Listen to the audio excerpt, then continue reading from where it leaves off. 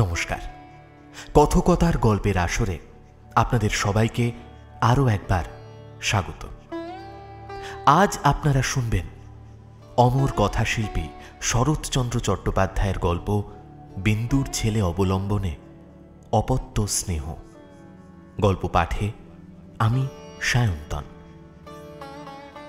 তাহলে চলুন আজকের গল্পের আসর শুরু করি।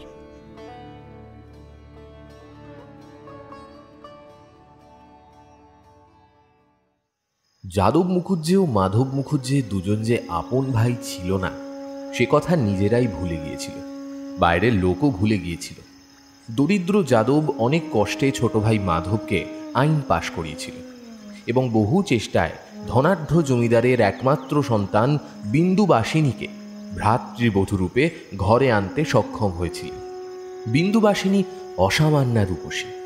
প্রথম যেদিন সেই অতুল রূপ ও 10,000 টাকার কাগজ নিয়ে ঘর করতে এসেছিল, সেদিন বড় বউ অন্নপূর্ণার চোখে আনন্দাশ্রু বইছিল। বাড়িতে শাশুড়ি ননদ ছিল না, তিনিই ছিলেন গৃহিণী। ছোট বধূর মুখখানি তুলে ধরে প্রতিবেশীদের কাছে সগর্বে বলেছিলেন, ঘরে বউ আনতে হয় তো এমনি, একেবারে লক্ষ্মীর প্রতিমা। কিন্তু দুদিনেই তারে ভুল ভাঙল। দুদিনেই টের পেলেন ছোট বউ যে ওজনের রূপ ও টাকা এনেছে তার চতুর্গুণ অহংকার ও অভিমানও সঙ্গে এনেছে। একদিন বড় বউ স্বামীকে গোপনে ডেকে বললেন, হ্যাঁ গা, রূপ আর টাকার পুটুলি দেখে ঘরে বউ তো আনলে, কিন্তু এই যে কেউটে সাপ। যাদব কথাটা বিশ্বাস করলেন না। মাথা চুলকে বারদুই, তাই তো তাই তাই তাই তাই তো করে কাছাড়ি চলে গেলেন। যাদব অতিশয় শান্ত প্রকৃতির লোক। জমিদারি সেরেস্তায় নাইবি এবং ঘরে এসে পূজা অর্চনা করতেন। মাধব দাদার চেয়ে 10-12 বছরের ছোট, উকিল হয়ে সম্প্রতি ব্যবসা শুরু করেছিল। সে এসে বলল, উঠান, টাকাটাই কি দাদার বেশি হলো? দুদিন সবুর করলে তো আমিও রোজগার করে দিতে পারতাম। অন্নপূর্ণা চুপ করে রইলেন। এছাড়া আরও একটা বিপদ এই হয়েছিল যে ছোট বউকে শাসন করবার জো ছিল না। তার এমনই ভয়ঙ্কর ফিটের ব্যামো ছিল যে সেদিকে তাকিয়ে দেখলেও বাড়িশুদ্ধ লোকের মাথা ঝিমঝিম করতে থাকতো এবং ডাক্তার না ডাকলে আর উপায় থাকতো না। সুতরাং সাধের বিবাহটা যে ভুল হয়ে গেছে এই ধারণাই সকলের মনে বদ্ধমূল হয়ে গেল। শুধু যাদব হাল ছাড়লেন না। তিনি সকলের বিরুদ্ধে দাঁড়িয়ে ক্রমাগত বলতে লাগলেন, না গো না, তোমরা দেখো মায়ের আমার অমন জগদ্ধাত্রীর মতো রূপ, সে কি একেবারে নিষ্ফল যাবে? না না না, এ হতেই পারে না। একদিন কি একটা কথার পরে ছোট বউ মুখ অন্ধকার করে স্থির হয়ে বসে আছে। তা দেখে ভয়ে অন্নপূর্ণার প্রাণ উড়ে গেল। হঠাৎ তার কি মনে হলো, ঘরের মধ্যে ছুটে গিয়ে তার 1.5 বছরের ঘুমন্ত ছেলে অমূল্যচরণকে টেনে এনে বিন্দুর কোলের ওপর নিক্ষেপ করেই তিনি পালিয়ে গেলেন। অমূল্য কাঁচা ঘুম ভেঙে চিৎকার করে উঠল। বিন্দু প্রাণপণ নিজেকে সংবরণ করে মূর্ছার কবল থেকে আত্মরক্ষা করে ছেলেকে বুকে করে ঘরে চলে গেল। অন্নপূর্ণা আড়ালে গিয়ে তা দেখলেন এবং ফিটের ব্যামোর এই অমোঘ দৈব ঔষধ আবিষ্কার করে বেশ পুলকিত হলেন। সংসারের সমস্ত ভার অন্নপূর্ণার মাথায় ছিল বলে তিনি ছেলে মানুষ করতে পারতেন না। বিশেষত সমস্ত দিনের কাজকর্মের পর রাত্রে ঘুমোতে না পারলে তার বড় অসুখ করত। তাই এই ভারটা ছোট বউ নিয়েছিল। মাসখানেক পরে একদিন সকালবেলা সে ছেলে কোলে নিয়ে রান্নাঘরে ঢুকল। দিদি, অমূল্য ধানের দুধ কই? অন্নপূর্ণা তাড়াতাড়ি হাতের কাজটা ফেলে রেখে ভয় ভয় বললেন, 1 মিনিট সবুর করবন, এখনই জাল দিয়ে দিচ্ছি। বিন্দু ঘরে ঢুকেই তা দেখে রেগে গিয়েছিল। তীক্ষ্ণ কণ্ঠে বলল, কালও তোমাকে বলেছি আমার 8টার আগে দুধ চাই, তা সেটা এখন 9টা বাজে। কাজটা তোমার যদি এতই ভারী থাকে দিদি, স্পষ্ট করে বলতেই তো পারো, আমি অন্য উপায় দেখি। হ্যাঁ বামুন মেয়ে, তোমারও কি একটু হুঁশ থাকতে নেই গা? বাড়ি শুদ্ধ লোকের পিণ্ডি রান্না না হয় 2 মিনিট পরে হতো। বামুন ঠাকুরন চুপ করে রইলেন। অন্নপূর্ণা বললেন, তোর মতো শুধু ছেলেকে টিপ পরানো আর কাজল দেওয়া নিয়ে থাকলে আমাদেরও হুঁশ থাকতো। 1 মিনিট আর দেরি হয় না ছোট বউ? ছোট বউ তার উত্তরে বলল, তোমার অতি বড় দিব্যি রইল দিদি, যদি কোনো দিন আর অমূল্যের দুধে হাত দাও। আমারও দিব্যি রইল আর কোনো দিন যদি তোমাকে বলি। এই বলে সে মেঝের ওপর অমূল্যকে দুম করে বসিয়ে দিয়ে দুধের কড়া তুলে এনে উনুনের ওপর চড়িয়ে দিল। এই অভাবনীয় ব্যাপারে অমূল্য চিৎকার করে উঠতেই বিন্দু তার গাল টিপে বলল, চুপ কর হারামজাদা, চুপ কর, চেঁচালে একেবারে মেরেই ফেলবো। বাড়ির দাসী কদম ছুটে এসে খোকাকে কোলে তুলে নিতে গেলে বিন্দু তাকেও ধমক দিয়ে উঠল। দূর হ, সামনে থেকে দূর হ বলছে। সে আর এগিয়ে যেতে পারল না, ভয় আড়ষ্ট হয়ে দাঁড়িয়ে রইল। বিন্দু আর কাউকে কিছু না বলে কাঁদতে থাকা শিশুকে কোলে তুলে নিয়ে দুধ জাল দিতে লাগলো। অন্নপূর্ণা স্থির হয়ে দাঁড়িয়ে রইলেন। খানিক পরে বিন্দু দুধ নিয়ে চলে গেলে তিনি পাচিকাকে সম্বোধন করে বললেন, শুনলে মেয়ে, ওর কথাখানা তুমি শুনলে? সেই যে একদিন হাসতে হাসতে বলেছিল অমূল্যকে তুই নে, ছোট বউ সেই জোরে আজ আমাকেও দিব্যি দিয়ে গেল। যাই হোক, এমন করে অন্নপূর্ণার ছেলে বিন্দুবাসিনীর কোলে মানুষ থেকে গেল, এবং তার ফল হলো এই যে অমূল্য খুঁড়িকে মা এবং মাকে দিদি বলতে শিখল। বছর চারেক পরে খুব ঘটা করে অমূল্যর হাতে খড়ি হয়ে গেল। তার পরদিন সকালে অন্নপূর্ণা রান্নাঘরে কাজে ব্যস্ত ছিলেন। বাইরে থেকে বিন্দুবাসিনী ডেকে বলল, দিদি, অমূল্যধন প্রণাম করতে এসেছে, একবারটি বাইরে এসো। অন্নপূর্ণা বাইরে এসে অমূল্যর সাজগোজ দেখে অবাক হয়ে গেলেন। তার চোখে কাজল, কপালে টিপ, গলায় সোনার হার, মাথার ওপর ঝুঁটি করে চুল বাঁধা এবং পরনে একখানি হলদে রঙের ছোপান কাপড়, এক হাতে দড়ি বাঁধা মাটির দোয়াত, বগলে ক্ষুদ্র একখানি মাদুর জড়ানো গুটি কয়েক তালপাতা। বিন্দু বলল, দিদিকে প্রণাম করতো বাবা। অমূল্য জননীকে প্রণাম করল। তার পায়ে জুতো নেই, মোজা নেই, পরনে নানাবিধ বিলাতি পোশাক নেই। অন্নপূর্ণা এই অপরূপ সাজ দেখে হেসে বললেন, এত তোর আসে ছোট বউ? তা ছেলে বুঝি পড়তে যাচ্ছে? বিন্দু হাসি মুখে বলল, হ্যাঁ, গঙ্গা পণ্ডিতের পাঠশালে পাঠিয়ে দিচ্ছি। আশীর্বাদ করো দিদি, আজকের দিন যেন ওর জীবনে সার্থক হয়।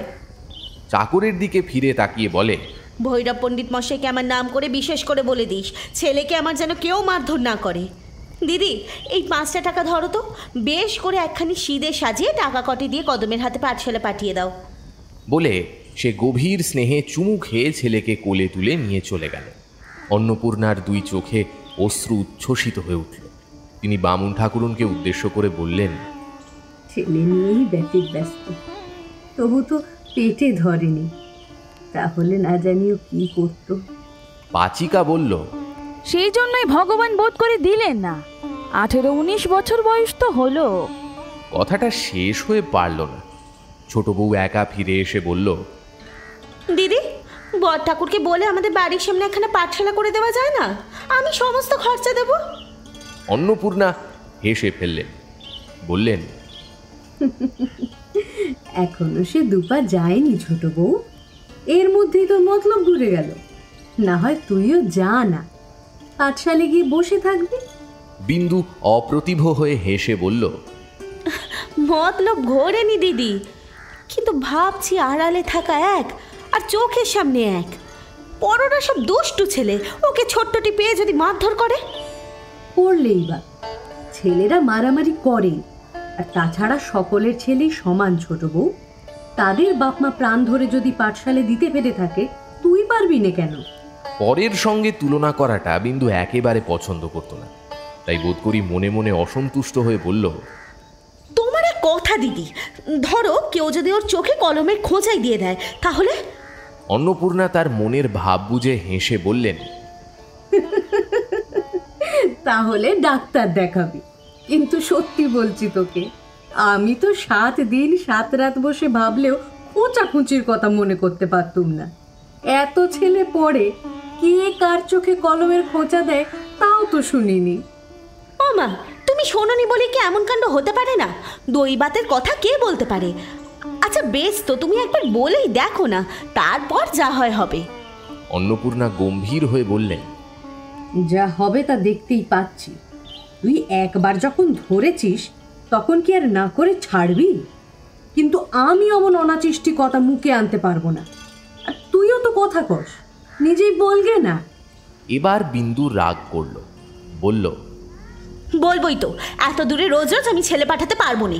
এতে কারোর ভালো লাগুক আর নাই লাগুক, এতে ওর বিদ্যে হোক আর নাই হোক।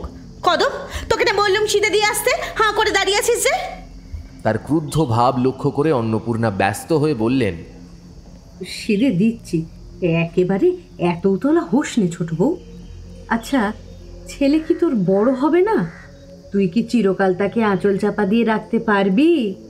এটা ভাবিস না কেন? ছোট বউ সেই কথার জবাব না দিয়ে বলল, কদম, সিঁড়ে দিয়ে গুরুমশাইয়ের পায়ের ধুলে একটু তার মাথায় দিয়ে ছেলে ফিরিয়ে আনগে। তাকেও একবার বলিস বিকেলবেলা আসতে। যে বুঝবে না তাকে আর বোঝাবো কি করে? বলছি, ছোট্টটি পেয়ে যদি কেউ মারধর করে, না চিরকাল কি তুই আঁচল চাপা দিয়ে রাখতে পারবি? কি পারবো না পারবো সে পরামর্শ তো দিতে আসিনি আমি। বলে সে উত্তরের জন্য অপেক্ষা না করে হন হন করে চলে গেল। অন্নপূর্ণা অবাক হয়ে দাঁড়িয়ে রইল। কদম বলল, আর দাঁড়িয়ে থেকো নে মা, হয়তো এখনই আবার এসে পড়বেন। উনি যা ধরেছেন, বিধাতা পুরুষেরও 7 দিনেই যে তার রথ করেন। সেই দিন সন্ধ্যার পর বড়কর্তা আফিং খেয়ে শয্যার ওপর কাত হয়ে শুয়ে গড়গড়ির নল মুখে দিয়ে নেশার পৃষ্ঠে চাবুক দিচ্ছিলেন। এমন সময় দরজার শিকলটা ঝনঝন করে উঠল। যাদব অনেক কষ্টে চোখ খুলে বললেন, কে এলো? অন্নপূর্ণা ঘরে ঢুকে বলল, ছোট বউ কি বলতে এসেছে শোনো। যাদব ব্যস্ত হয়ে উঠে বসে বললেন, ছোট মা? কেন মা? ছোট বউকে তিনি অত্যন্ত ভালোবাসতেন। ছোট বউ কথা বলল না, তার হয়ে অন্নপূর্ণাই বলে দিল, ওর ছেলের চোখে নাকি পোড়োরা কলমের খোঁচা মারবে, তাই বাড়ির মধ্যে একটা পাঠশালা করে দিতে হবে। যাদব হাতের নলটা ফেলে দিয়ে শঙ্কিত হয়ে বলে উঠলেন, খোঁচা? কে চোখে খোঁচা মারলো? কই কই দেখি, কিরকম দেখি। অন্নপূর্ণা তার হাতের নলটা তুলে দিয়ে হেসে বলল, এখনো কেউ মারেনি, যদির কথা হচ্ছে। যাদব সুস্থির হয়ে বললেন, ও যদির কথা, আমি ভাবলুম। বিন্দু আড়ালে দাঁড়িয়ে হাড়ে হাড়ে জ্বলে গিয়ে মৃদু স্বরে বলল, দিদি, এই না তুমি বললে অনাথ সৃষ্টির কথা মুখে আনতে পারবে না, আবার বলতে এলে কেন? অন্নপূর্ণা নিজেও বুঝেছিলেন তার কথা বলবার ধরনটা ভালো হয়নি এবং এর ফলও মধুর হবে না। এখন এই চাপা গলার নিগূঢ় অর্থ স্পষ্ট অনুভব করে তিনি যথার্থই ভীত হয়ে উঠলেন। তাঁর রাগটা পড়ল নিরীহ স্বামীর ওপর এবং তাকেই উদ্দেশ্য করে বললেন, আপিংয়ের নেশায় মানুষের চোখ বুজে যায় শুনেছি, কানও কি বুজে যায়? বললুম কি, আরো শুনলে কি? ওই দেখি কি রকম হলো। আরে আমি কি বলেছি তোমাকে অমূল্যর চোখ কানা করে দিয়েছে? আমার হয়েছে যেন সব দিকে জ্বালা। নির্বিরোধী যাদবের আফিংয়ের মদ ছুটে যাওয়ার উপক্রম হলো। তিনি হতবুদ্ধি হয়ে গিয়ে বললেন, কেন, কি কি হলো গো? অন্নপূর্ণা রেগে গিয়ে বললেন, যা হলো তা ভালোই, এমন মানুষের সাথে কথা কইতে যাওয়া ঝকমারি, অধর্মের ভোগ। বলে সক্রোধে ঘর ছেড়ে চলে গেলেন। যাদব বললেন, মা, ও মা, কি হয়েছে মা, খুলে বলো তো। বিন্দু দরজার আড়ালে দাঁড়িয়ে আস্তে আস্তে বলল, বাইরে গোলার ধারে একটি পাঠশালা হলে। আর বেশি কথা কি মা, তুই পড়াবে কে? হ্যাঁ, পণ্ডিত মশাই এসেছিলেন, তিনি মাসে 10 টাকা করে পেলে পাঠশালা তুলে আনবেন। আমি বলি, আমার সুদের জমা টাকা থেকে যেন সে খরচা দেওয়া হয়। যাদব সন্তুষ্ট হয়ে বললেন, বেশ তো মা, কালই আমি লোক লাগিয়ে দেবো। হ্যাঁ, গঙ্গারাম এখানেই যদি তার পাঠশালা তুলে আনে সে তো ভালো কথাই। ভাসুরের হুকুম পেয়ে বিন্দুর রাগ পড়ে গেল। সে হাসি মুখে রান্নাঘরে ঢুকে দেখল অন্নপূর্ণা মুখ ভার করে বসে আছে এবং কাছে কদম হাত মুখ নেড়ে কি যেন ব্যাখ্যা করছে। বিন্দুকে ঢুকতে দেখেই সে পাংশু মুখে, ও মা, এই যে, বলেই বক্তব্য শেষ করে ফেলল। বিন্দু বুঝল তার কথাই হচ্ছিল। সামনে এসে বলল, ওমা কি, বল না বল। ভয়ে কদমের গলা কাঠ হয়ে গিয়েছিল। সে ঢোক গিলে বলল, না দিদি, এই বড় মা বললেন কি না, এই ধরো না কেন।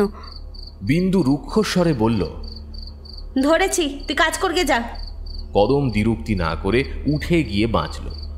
তখন বিন্দু অন্নপূর্ণাকে বলল, বড় গিন্নির পরামর্শদাতাগুলি বেশ, বর ঠাকুরকে বলে ওদের মাইনে বাড়িয়ে দেওয়া উচিত। বিন্দু খুশি থাকলে অন্নপূর্ণাকে দিদি বলতো, আর রাগলে বড়গিন্নি বলতো। অন্নপূর্ণা জ্বলে উঠে বললেন, যা না, বলগে না, বর ঠাকুর আমার মাথাটা কেটে নেবে। আর বর ঠাকুরও তেমনি, সে তক্ষুনি শুরু করবে, কি মা, কি বলছো মা? ঠিক কথা মা, ঢের ঢের বরাত দেখেছি ছোট বউ, কিন্তু তোর মতো দেখিনি। কি কপালে নিয়ে জন্মেছিলি মাইরি, বাড়ি শুধু সবাই যেন ভয়ে জড়সড়। বিন্দুর রাগ হয়েছিল বটে। অন্নপূর্ণার কথার ভঙ্গিতে সে হেসে ফেলে বলল, কই, তুমি তো ভয় করো না? বাবা, করিনে আবার। তোমার রণচণ্ডী মূর্তি দেখলে যার বুকের রক্ত জল হয়ে না যায়, সে এখনো মায়ের পেটে আছে। কিন্তু অত রাগ ভালো নয় ছোট বউ, এখনো কি ছোটটি আছিস? ছেলে হলে যে এতদিন 4-5 ছেলের মা হতিস। আর তোকেই বা দোষ দেব কি? ওই বুড়ো মিনসেই আদর দিয়ে তোর মাথাটা খেলো। কপাল নিয়ে যে জন্মেছিলুম দিদি, সে কথা মানি।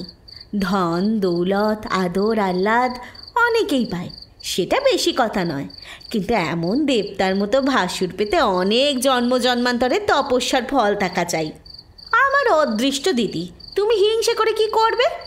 কিন্তু আদর দিয়ে তিনি তো মাথা খাননি। আদর দিয়ে যদি কেউ মাথা খেয়ে থাকে তো সে তুমি। অন্নপূর্ণা হাত নেড়ে বললেন, আমি? সে কথা কারো বলবার জো নেই। আমার শাসন বড় কড়া শাসন, কিন্তু কি করব, আমার কপাল মন্দ। কেউ আমাকে ভয় করে না। দাসী চাকরগুলো পর্যন্ত মুখের সামনে দাঁড়িয়ে সমানে ঝগড়া করে, যেন তারাই মনিব আর আমি দাসী বাঁধি। আমি তাই সয়ে থাকি। অন্য কেউ হলে। তাঁর এই উল্টোপাল্টা কথায় বিন্দু খিলখিল করে হেসে ফেলল, বলল, দিদি, তুমি সত্যযুগের মানুষ। কেন মরতে একালে এসে জন্মেছিলে বলো তো? কই, আমার সঙ্গে তো কেউ ঝগড়া করে না। বলে হঠাৎ সামনে এসে হাঁটু গেড়ে বসে 2 বাহু দিয়ে অন্নপূর্ণার গলা জড়িয়ে ধরে বলল, একটা গল্প বলো না দিদি। অন্নপূর্ণা রেগে বললেন, যা, সরে যা। কদম ছুটে এসে বলল, ও দিদি, ও অমূল্যধন জাতিতে হাত কেটে ফেলে কাঁদছে। বিন্দু তৎক্ষণাৎ গলা ছেড়ে উঠে দাঁড়িয়ে বলল, জানতে পেলে কোথায়? হ্যাঁ, জানতে পেলে কোথায়? তোরা কি করছিলি? আমি তো ও ঘরে বিছানা করছিলুম দিদি। জানি নে ও যে কখন বড়মার ঘরে ঢুকে। আচ্ছা, হয়েছে হয়েছে, যাও। বলে বিন্দু ঘর থেকে চলে গেল। খানিক পরে অমূল্যর আঙুলের ডগায় ভিজে ন্যাকড়ার পট্টি বেঁধে কোলে করে এসে বলল, আচ্ছা দিদি, কতদিন বলেছি তোমাকে ছেলেপুলের ঘরে জাতি জাতিগুলো একটু সাবধানে রাখো, তা নয়। অন্নপূর্ণা আরও রেগে গিয়ে বললেন, কি কথা যে তুই বলিস ছোট বউ, তার মাথা মুন্ডু নেই। কখন তোর ছেলে ঘরে ঢুকে হাত কাটবে বলে কি জাতির নোয়ার সিন্ধুকে বন্ধ করে রাখবো? না, কাল থেকে ওকে দড়ি দিয়ে বেঁধে রাখবো, তাহলে তো আর ঢুকবে না। বলে বেরিয়ে গেল। অন্নপূর্ণা বললেন, শুনলি কদম, ওর জবরদস্তির কথাগুলো শুনলি? আচ্ছা, জাতি কি মানুষ সিন্ধুকে তুলে রাখে? কদম কি একটা বলতে গিয়ে হাঁ করে থেমে গেল। বিন্দু ফিরে এসে বলল, ফের যদি তুমি দাসী চাকরকে মধ্যস্থ মানবে তো সত্যি বলছি তোমাকে, ছেলে নিয়ে আমি বাপের বাড়ি চলে যাব। যা না যা, কিন্তু মাথা খুঁড়ে মরলেও আর ফিরিয়ে আনবার নামটি করব না, সে কথা মনে রাখিস। আমি আসতেও চাইনি। বলে বিন্দু মুখ ভার করে চলে গেল। ঘণ্টা 2 পরে অন্নপূর্ণা দুম দুম করে পা ফেলে ছোট বউয়ের ঘরে এসে ঢুকলেন। ঘরের একধারে একটি ছোট টেবিলের ওপর মাধবচন্দ্র মোকদ্দমার কাগজপত্র দেখছিলেন এবং বিন্দু অমূল্যকে নিয়ে খাটের ওপর শুয়ে আস্তে আস্তে গল্প বলছিল। অন্নপূর্ণা বললেন, খাবি আয়। আমার খিদে নেই। অমূল্য তাড়াতাড়ি খুঁড়ির গলা জড়িয়ে ধরে বলল, ছোট মা খাবে না, তুমি যাও। অন্নপূর্ণা ধমক দিয়ে বললেন, এই তুই চুপ কর, এই ছেলেটাই হচ্ছে সকল নষ্টের গোড়া। কি আদুরে ছেলে করছিস ছোট বউ, শেষে টের পাবি, তখন কাঁদবি আর বলবি, হ্যাঁ দিদি বলেছিল বটে। বিন্দু ফিসফিস করে অমূল্যকে শিখিয়ে দিল। অমূল্য চেঁচিয়ে বলল, তুমি যাও না দিদি, ছোট মা রূপ কথা বলছে। অন্নপূর্ণা ধমকে বললেন, ভালো চাস তো উঠে আয় ছোট বউ, না হলে কাল তোদের দুজনকে না বিদায় করি তো আমার নামও অন্নপূর্ণা নয়। বলে যেমন করে এসেছিলেন তেমন করেই পা ফেলে চলে গেলেন। মাধব জিজ্ঞাসা করল, আজ আবার তোমাদের কি হলো কি? দিদি রাখলে যা হয় তাই। আজ অপরাধের মধ্যে বলেছিলাম ছেলেপুলের ঘর জাতি জাতিগুলো একটু সাবধান করে রেখো, তাই এত কাণ্ড হচ্ছে। আর গোলমাল করো না, যাও। বৌঠান যেমন করে পা ফেলে বেড়াচ্ছেন, দাদা এমনিই উঠে পড়বেন। বিন্দু অমূল্যকে কোলে তুলে নিয়ে হেসে রান্নাঘরে চলে গেল।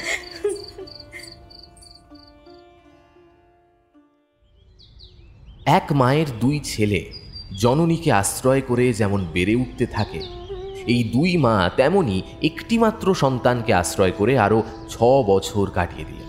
অমূল্য এখন বড় হয়েছে। সে এন্ট্রান্স স্কুলের 2য় শ্রেণীতে পড়ে। ঘরে মাস্টার নিযুক্ত আছেন। তিনি সকালবেলা পড়িয়ে যাওয়ার পর অমূল্য খেলা করতে বেরিয়েছিল। আজ রবিবার, স্কুল ছিল না। অন্নপূর্ণা ঘরে ঢুকে বললেন, ছোট বউ, কি করি বলতো? বিন্দু তার ঘরের মেঝের ওপর আলমারি উজাড় করে অমূল্যর পোশাক বাঁধছিল। সে কাকার সাথে কোনো বড়লোক মক্কেলের বাড়ি নিমন্ত্রণ রক্ষা করতে যাবে। বিন্দু মুখ না তুলেই বলল, কিসের দিদি? তার মেজাজটা কিছু অপ্রসন্ন। অন্নপূর্ণা রকমারি পোশাকের বাহার দেখে অবাক হয়ে গিয়েছিলেন, তাই তার মুখের ভাবটা লক্ষ্য করলেন না। কিছুক্ষণ নিঃশব্দে তাকিয়ে থেকে জিজ্ঞাসা করলেন, এ কি সমস্তই অমূল্যর পোশাক নাকি? হ্যাঁ। কত টাকাই না তুই অপব্যয় করিস ছোট বউ। এর একটার দামে গরিবের ছেলের সারা বছরের কাপড় চোপড় হতে পারে।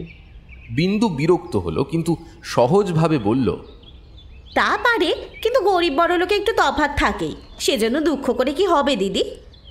তা হোক বড় লোক, কিন্তু তোর সব কাজেই একটু বাড়াবাড়ি আছে। বিন্দু মুখ তুলে বলল, কি বলতে এসেছে তাই বলোই না দিদি, এখন আমার সময় নেই। তোমার সময় আর কখন থাকে ছোট বউ?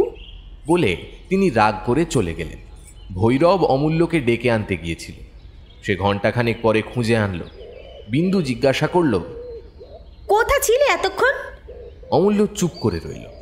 ভৈরব বলল, ও পাড়ায় চাষাদের ছেলেদের সঙ্গে ডাঙ্গুলি খেলছিল।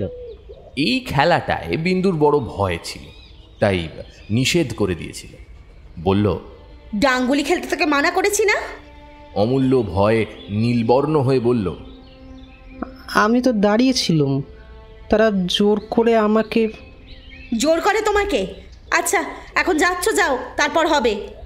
বলে তাকে পোশাক পরাতে লাগলো। মাস 2 আগে অমূল্যর পইতে হয়েছিল। সে ন্যাড়া মাথায় জরির টুপি পরতে ভয়ঙ্কর আপত্তি করল, কিন্তু বিন্দু ছাড়বার লোক নয়। সে জোর করে পরিয়ে দিল। অমূল্য ন্যাড়া মাথায় জরির টুপি পরে দাঁড়িয়ে দাঁড়িয়ে কাঁদতে লাগলো। তো আমি তো করিনি কিছু। মাধব ঘরে ঢুকতে ঢুকতে বললেন, আর ওর কত দেরি হবে গো? পরক্ষণেই অমূল্যর দিকে দৃষ্টি পড়লে হেসে উঠে বললেন, বাহ, এই যে মথুরার কৃষ্ণচন্দ্র রাজা হয়েছেন। অমূল্য লজ্জায় টুপিটা ফেলে খাটের ওপর গিয়ে উপুড় হয়ে পড়ল। বিন্দু রেগে উঠল, বলল, উফ, একে ছেলে মানুষ কাঁদছে, তার উপর তুমি। মাধব গম্ভীর হয়ে বললেন, আহ আহ অমূল্য, অমূল্য, কাঁদিস না, কাঁদিস না, ওঠ ওঠ ওঠ ওঠ ওঠ। হ্যাঁ, এই তো। শোন, লোকে যদি পাগল বলে তো আমাকেই বলবে, তুই আয়। ঠিক এই কথাটা ইতিপূর্বে আরেক দিন হয়ে গিয়েছিল এবং বিন্দু তাতে অত্যন্ত ক্রুদ্ধ হয়েছিল। সেই কথাটার পুনরাবৃত্তিতে সে হাড়ে হাড়ে জ্বলে গিয়ে বলল, ও, আমি সব কাজ পাগলের মতো করি না? বলে উঠে গিয়ে অমূল্যকে তুলে এনে পাখার বাঁটের বাড়ি ঘা কতক দিয়ে দামি মখমলের পোশাক টেনে টেনে খুলে ফেলতে লাগল। মাধব ভয় ভয় বেরিয়ে গিয়ে অন্নপূর্ণাকে সংবাদ দিলেন। মাথায় ভূত চেপেছে বৌঠান, একবার যাও। অন্নপূর্ণা ঘরে ঢুকে দেখলেন বিন্দু সমস্ত পোশাক খুলে নিয়ে একটা সাধারণ বস্ত্র পরিয়ে দিচ্ছে। অমূল্য ভয়ে বিবর্ণ হয়ে দাঁড়িয়ে আছে। অন্নপূর্ণা বললেন, বেশ তো হয়েছিল ছোট বউ, খুললি কেন? বিন্দু অমূল্যকে ছেড়ে দিয়ে হঠাৎ গলায় আঁচল দিয়ে হাত জোর করে বলল, তোমাদের পায়ে পড়ি বড় কিন্নি, সামনে থেকে একটু যাও। তোমাদের 5 জনের মধ্যস্থতার জ্বালায় ওর প্রাণটাই মার খেয়ে যাবে। অন্নপূর্ণা বাকশূন্য হয়ে দাঁড়িয়ে রইলেন। বিন্দু অমূল্যর একটা কান ধরে টেনে এনে ঘরের এক কোণে দাঁড় করিয়ে দিয়ে বলল, যেমন বজ্জাত ছেলে তুমি, তেমনি তোমার শাস্তি হওয়া চাই। সমস্ত দিন ঘরে বন্ধ থাক। দিদি, বাইরে এসো, আমি দর বন্ধ করব। বলে বাইরে এসে শিকল তুলে দিল। বেলা তখন প্রায় 1টা বাজে। অন্নপূর্ণা আর থাকতে না পেরে বললেন, হ্যাঁ রে ছোট বউ, সত্যি আজ তুই অমূল্যকে খেতে দিবি নে? তার জন্য কি বাড়ি শুদ্ধ লোক উপোস করে থাকবে? বাড়ি শুদ্ধ লোকের ইচ্ছে? এ তোর কিরকম কথা ছোট বউ? বাড়ির মধ্যে ওই একটা ছেলে, সে উপোস করে থাকলে তোর আমার কথা ছেড়ে দে, দাসী চাকরি বা মুখে ভাত তোলে কি করে বল দেখি? বিন্দু জেদ করে বলল, তা আমি জানি নে। অন্নপূর্ণা বুঝলেন তর্ক করে আর লাভ হবে না। আমি বলছি শোন, বড় বোনের কথাটা রাখ, আজ তাকে মাফ কর। তাছাড়া পিত্তি পড়ে অসুখ হলে তোকেই ভুগতে হবে। বেলার দিকে তাকিয়ে বিন্দু নিজেই নরম হয়ে এসেছিল। কদমকে ডেকে বলল, জানিয়ে তাকে, কিন্তু তোমাদেরও বলে রাখছি দিদি, ভবিষ্যতে আমার কথায় কথা কইলে ভালো হবে না কিন্তু। গোলযোগটা এইখানেই সেদিনের মতো থেমে গেল। ছোট ভাইয়ের ওকালতিতে পসার হওয়ার পর থেকে যাদব চাকরি ছেড়ে দিয়ে নিজের বিষয় আশয় দেখছিলেন। ছোট বউয়ের দরুন হাতে যে 10,000 টাকা ছিল তাও সুদে খাটিয়ে প্রায় দ্বিগুণ করেছিলেন। সেই টাকার কিছু নিয়ে এবং মাধবের উপার্জনের ওপর নির্ভর করে তিনি গত বছর থেকে প্রায় কোয়াটাক পথ দূরে একখানি বড় রকমের বাড়ি বানিয়েছিলেন। দিন 10 হলো তা সম্পূর্ণ হয়েছিল। কথা ছিল দুর্গাপুজোর পরে ভালো দিন দেখে সকলে সেখানেই উঠে যাবেন। তাই একদিন যাদব আহারে বসে ছোট বউকে উদ্দেশ্য করে বললেন, হ্যাঁ, তোমার বাড়ি তো তৈরি হলো মা, এখন একদিন গিয়ে দেখে এসো দেখি আর কিছু বাকি রয়ে গেল কিনা। বিন্দুর একটা অভ্যেস ছিল, সে সহস্র কাজ ফেলে রেখে ভাসুরের খাবার সময় দরজার আড়ালে বসে থাকত। ভাসুরকে সে দেবতার মতোই ভক্তি করত, সকলেই করত। বলল, আর কিছু বাকি নেই। যাদব হেসে বললেন, না দেখে রায় দিলে মা? আচ্ছা, ভালো কথা। তবে আরও একটা কথা আছে। আমার ইচ্ছে হয়েছে যে মানে আমাদের আত্মীয় স্বজন যে যেখানে আছেন সকলেই এক এক করে একটা সুদিন দেখে উঠে যাই, গিয়ে গৃহদেবতার পুজো দিই। কি বলো মা তুমি? বিন্দু আস্তে আস্তে বলল, দিদিকে বলি, তিনি যা বলবেন তাই হবে। না না না না, তা বলো, তা বলো, কিন্তু তুমি তো আমার সংসারের লক্ষ্মী মা, তোমার ইচ্ছেতেই কাজ হবে। অন্নপূর্ণা অদূরেই বসেছিলেন, হেসে বললেন, তবু তোমার মা লক্ষ্মীটি যদি একটু শান্ত হতেন। শান্ত আবার কিসের বড় বউ? হ্যাঁ, মা আমার জগৎধাত্রী, বড় দেন আবশ্যক হলে খাঁড়াও ধরে। আর তাই তো আমি চাই মাকে এনে অবধি সংসারে আমার এতটুকু দুঃখ কষ্ট নেই। সে কথা সত্যি, জানো, ও আসবার আগের দিনগুলো এখন মনে করলেও ভয় হয়। বিন্দু লজ্জা পেয়ে সে কথা চাপা দিয়ে বলল, আপনি সকলকে আনান, আমাদের ও বাড়ি বেশ বড়, কারো কোনো কষ্ট হবে না। ইচ্ছা করলে তারা 2 মাস 6 মাসও থাকতে পারবেন। দুই ভাইয়ের পিস্তুত বোন এলোকেশীর অবস্থা ভালো ছিল না। যাদব তাকে প্রায়ই অর্থ সাহায্য করে পাঠাতেন। কিছুদিন থেকে তিনি তার পুত্র নরেনকে এইখানে রেখে লেখাপড়া শেখাবার ইচ্ছে জানিয়ে চিঠিপত্র লিখছিলেন। এই সময় তিনি ছেলে নিয়ে উত্তরপাড়া থেকে এসে উপস্থিত হলেন। তার স্বামী প্রিয়নাথ সেখানে কি করতেন তা ঠিক করে কেউই বলতে পারে না। দিন 2 মধ্যে তিনিও এসে পড়লেন। নরেনের বয়স 16-17। সে চওড়া পাড়ের কাপড় ফের দিয়ে পরত এবং দিনের মধ্যে 8-10 বার চুল আঁচড়াত। টেরিটা তার বাস্তবিকই একটা দেখবার বস্তু ছিল। আজ সন্ধ্যার পর রান্নাঘরের বারান্দায় সকলে একত্রে বসেছিলেন এবং এলোকেশী তার পুত্রের অসাধারণ রূপ গুণের পরিচয় দিচ্ছিলেন। এলোকেশী সগর্বে পুত্রের মুখের দিকে একবার তাকিয়ে বিন্দুকে বললেন, সে কি এক আধখান বই নাকি গো ছোট বউ? বইয়ের পাহাড়। কাল বইগুলো বাক্স থেকে বের করে তোমার মামিদের একবার দেখিও তো বাবা। পাশ করতে এখনো তো দেরি আছে। দেরি কি আর থাকতো ছোট বউ? দেরি থাকতো না গো। এতদিনে একটা কেন, আমার বেটা 4টে পাশ করি ফেলতো। শুধু ওই মুখ পোড়া মাস্টারের জন্যই তো হচ্ছে না।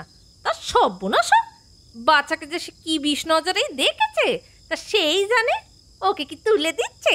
দিচ্ছে না, হিংসে করে বছরের পর বছর একটা ক্লাসেই ফেলে রেখেছে গো। বিন্দু বিস্মিত হয়ে বলল, কই এরকম তো হয় না। হচ্ছে গো হচ্ছে, আবার হয় না। মাস্টারগুলো একজোট হয়ে সব ঘুষ চায় গো। আমি তো বড় গরিব, ঘুষের টাকা কোথা থেকে জোগাই বলো দেখি। বিন্দু চুপ করে রইল।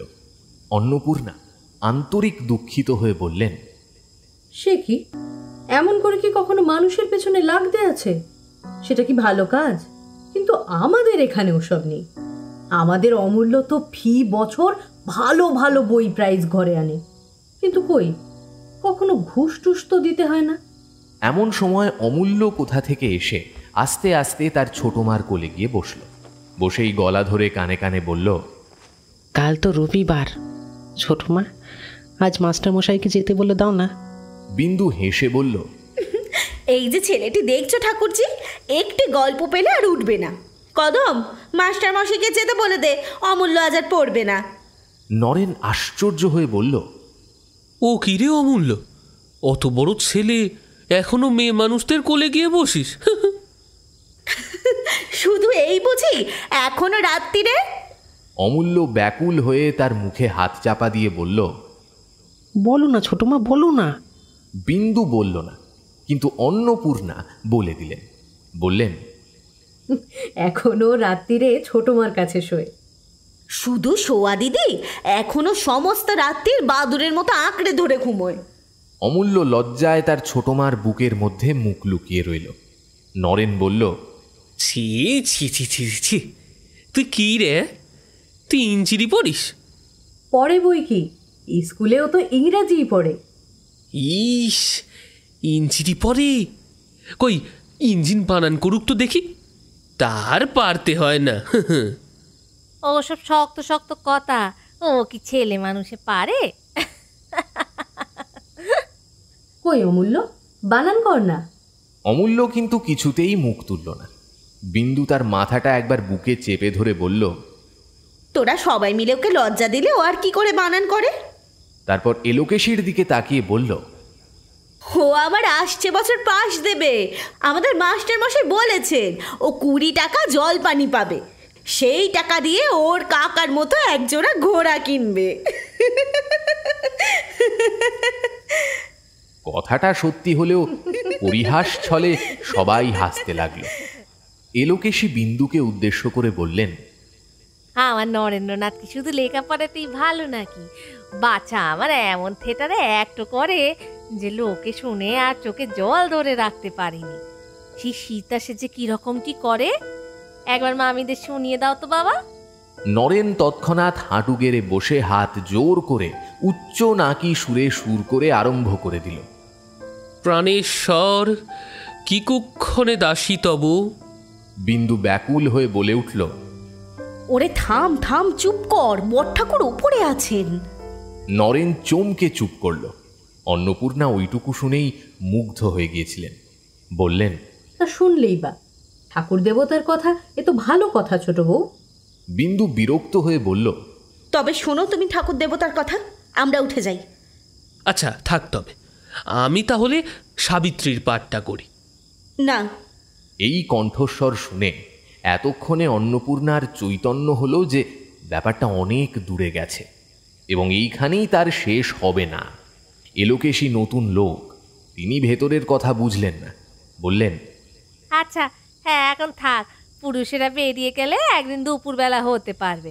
আহা, গান বাজনা কিও কম শিখেছে নাকি? দময়ন্তী সেই কেঁদে কেঁদে গানটি একবার বলিস তো বাবা, তোর মামিরা শুনলে তো ছাড়তেই চাইবেনি। এখনই বলবো? রাগে বিন্দুর সর্বাঙ্গ জ্বালা করছিল, সে কথা বলল না। অন্নপূর্ণা তাড়াতাড়ি বলে উঠলেন, না না, গানটা নিয়ে এখন কাজ নেই। আচ্ছা, গানটা আমি অমূল্যকে শিখিয়ে দেব। আমি বাজাতেও জানি, ক্রিকেটে তাক বাজনা বড় শক্ত মামি। আচ্ছা, ওই পেতলের হাঁড়িটা একবার দাও তো দেখি। বিন্দু অমূল্যকে উঠাবার ইঙ্গিত করে বলল, যা অমূল্য, ঘরে গিয়ে পড়গে। অমূল্য মুগ্ধ হয়ে শুনছিল, তার উঠবার ইচ্ছে ছিল না। চুপি চুপি বলল, আরও একটু বসো না ছোট মা। বিন্দু কোনো কথা না বলে তাকে তুলে দিয়ে সঙ্গে করে ঘরে চলে গেল। সহসা সে কেন যে অমন করে গেল অন্নপূর্ণা তা বুঝলেন এবং পাছে সঙ্গদোষে অমূল্য বিগড়ে যায় এই ভয় নরেনের এইখানে থেকে লেখাপড়াও যে সে পছন্দ করবে না তা সুস্পষ্ট বুঝে তিনি উদ্বিগ্ন হয়ে বলে উঠলেন, বাবা নরেন, তোমার ছোট মামির সামনে ওই একটু ট্যাক্টোগুলো আর করো না। ও রাগী মানুষ, ও সব ভালোবাসে না। এলোকেশী আশ্চর্য হয়ে জিজ্ঞাসা করলেন, ছোট বউ সব ভালোবাসে না বুঝি?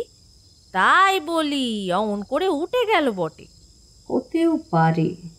আরও একটা কথা বাবা, তুমি নিজের খাবে দাবে পড়াশোনা করবে, যাতে মায়ের দুঃখ ঘোচে সেই চেষ্টা করবে, কিন্তু তুমি অমূল্যর সঙ্গে বেশি মিশো না বাবা।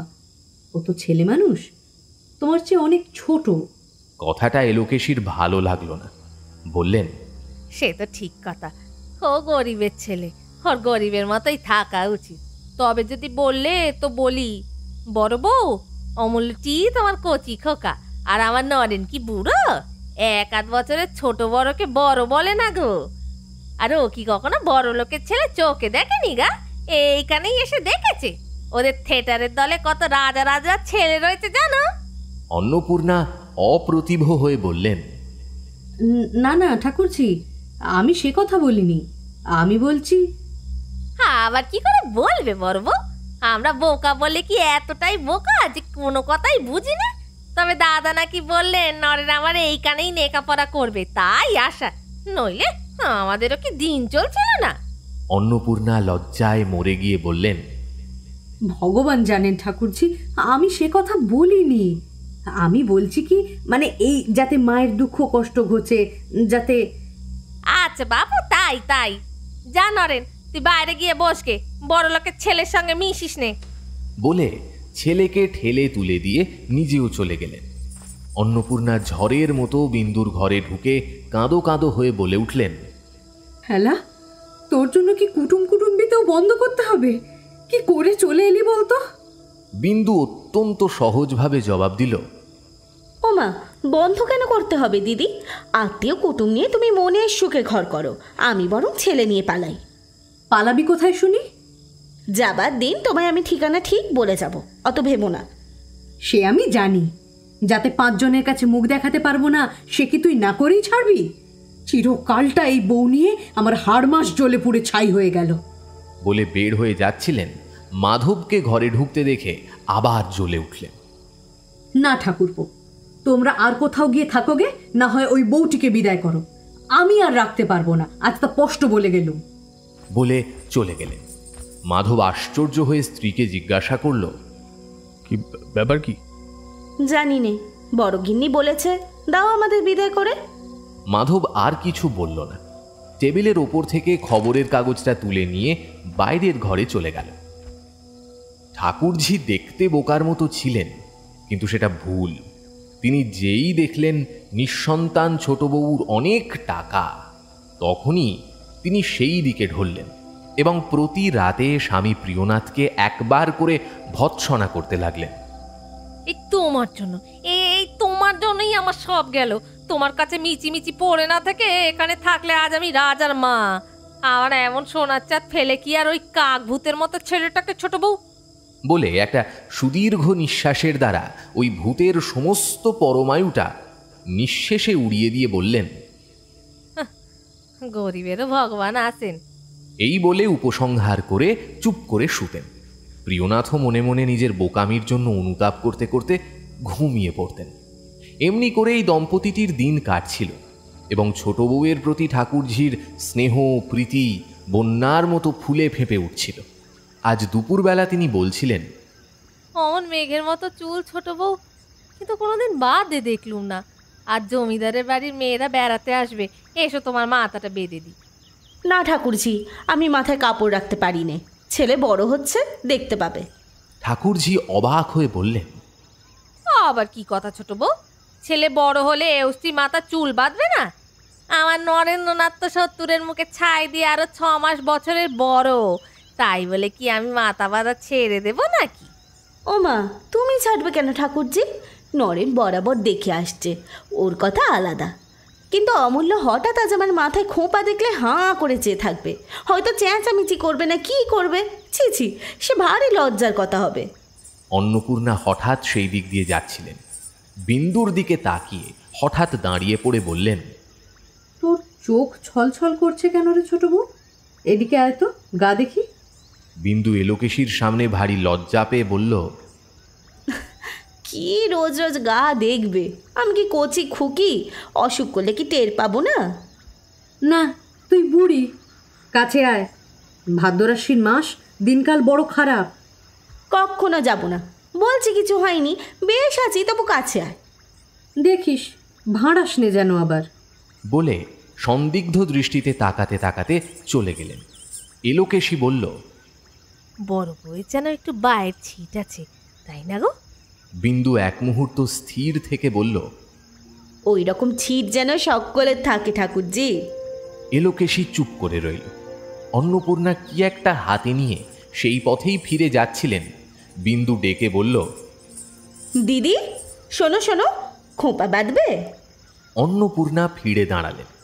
ক্ষণকাল নিঃশব্দে তাকিয়ে সমস্ত ব্যাপারটা বুঝে নিয়ে এলোকেশীকে বললেন, আমি কত বলেছি ঠাকুরজি, ওকে বলা মিছে। অত চুল তা বাঁধবে না, অত কাপড় গয়না তা পরবে না, অত রূপ তাও একবার চেয়ে দেখবে না। ওর সব সৃষ্টি ছাড়া মতিবুদ্ধি। আর ছেলেটাও হচ্ছে তেমনি। সেদিন অমূল্য আমাকে কি বললে জানিস ছোট বউ? বলে কাপড় জামা পরে কি হয়, ছোট মারও তো অত আছে, পরে কি?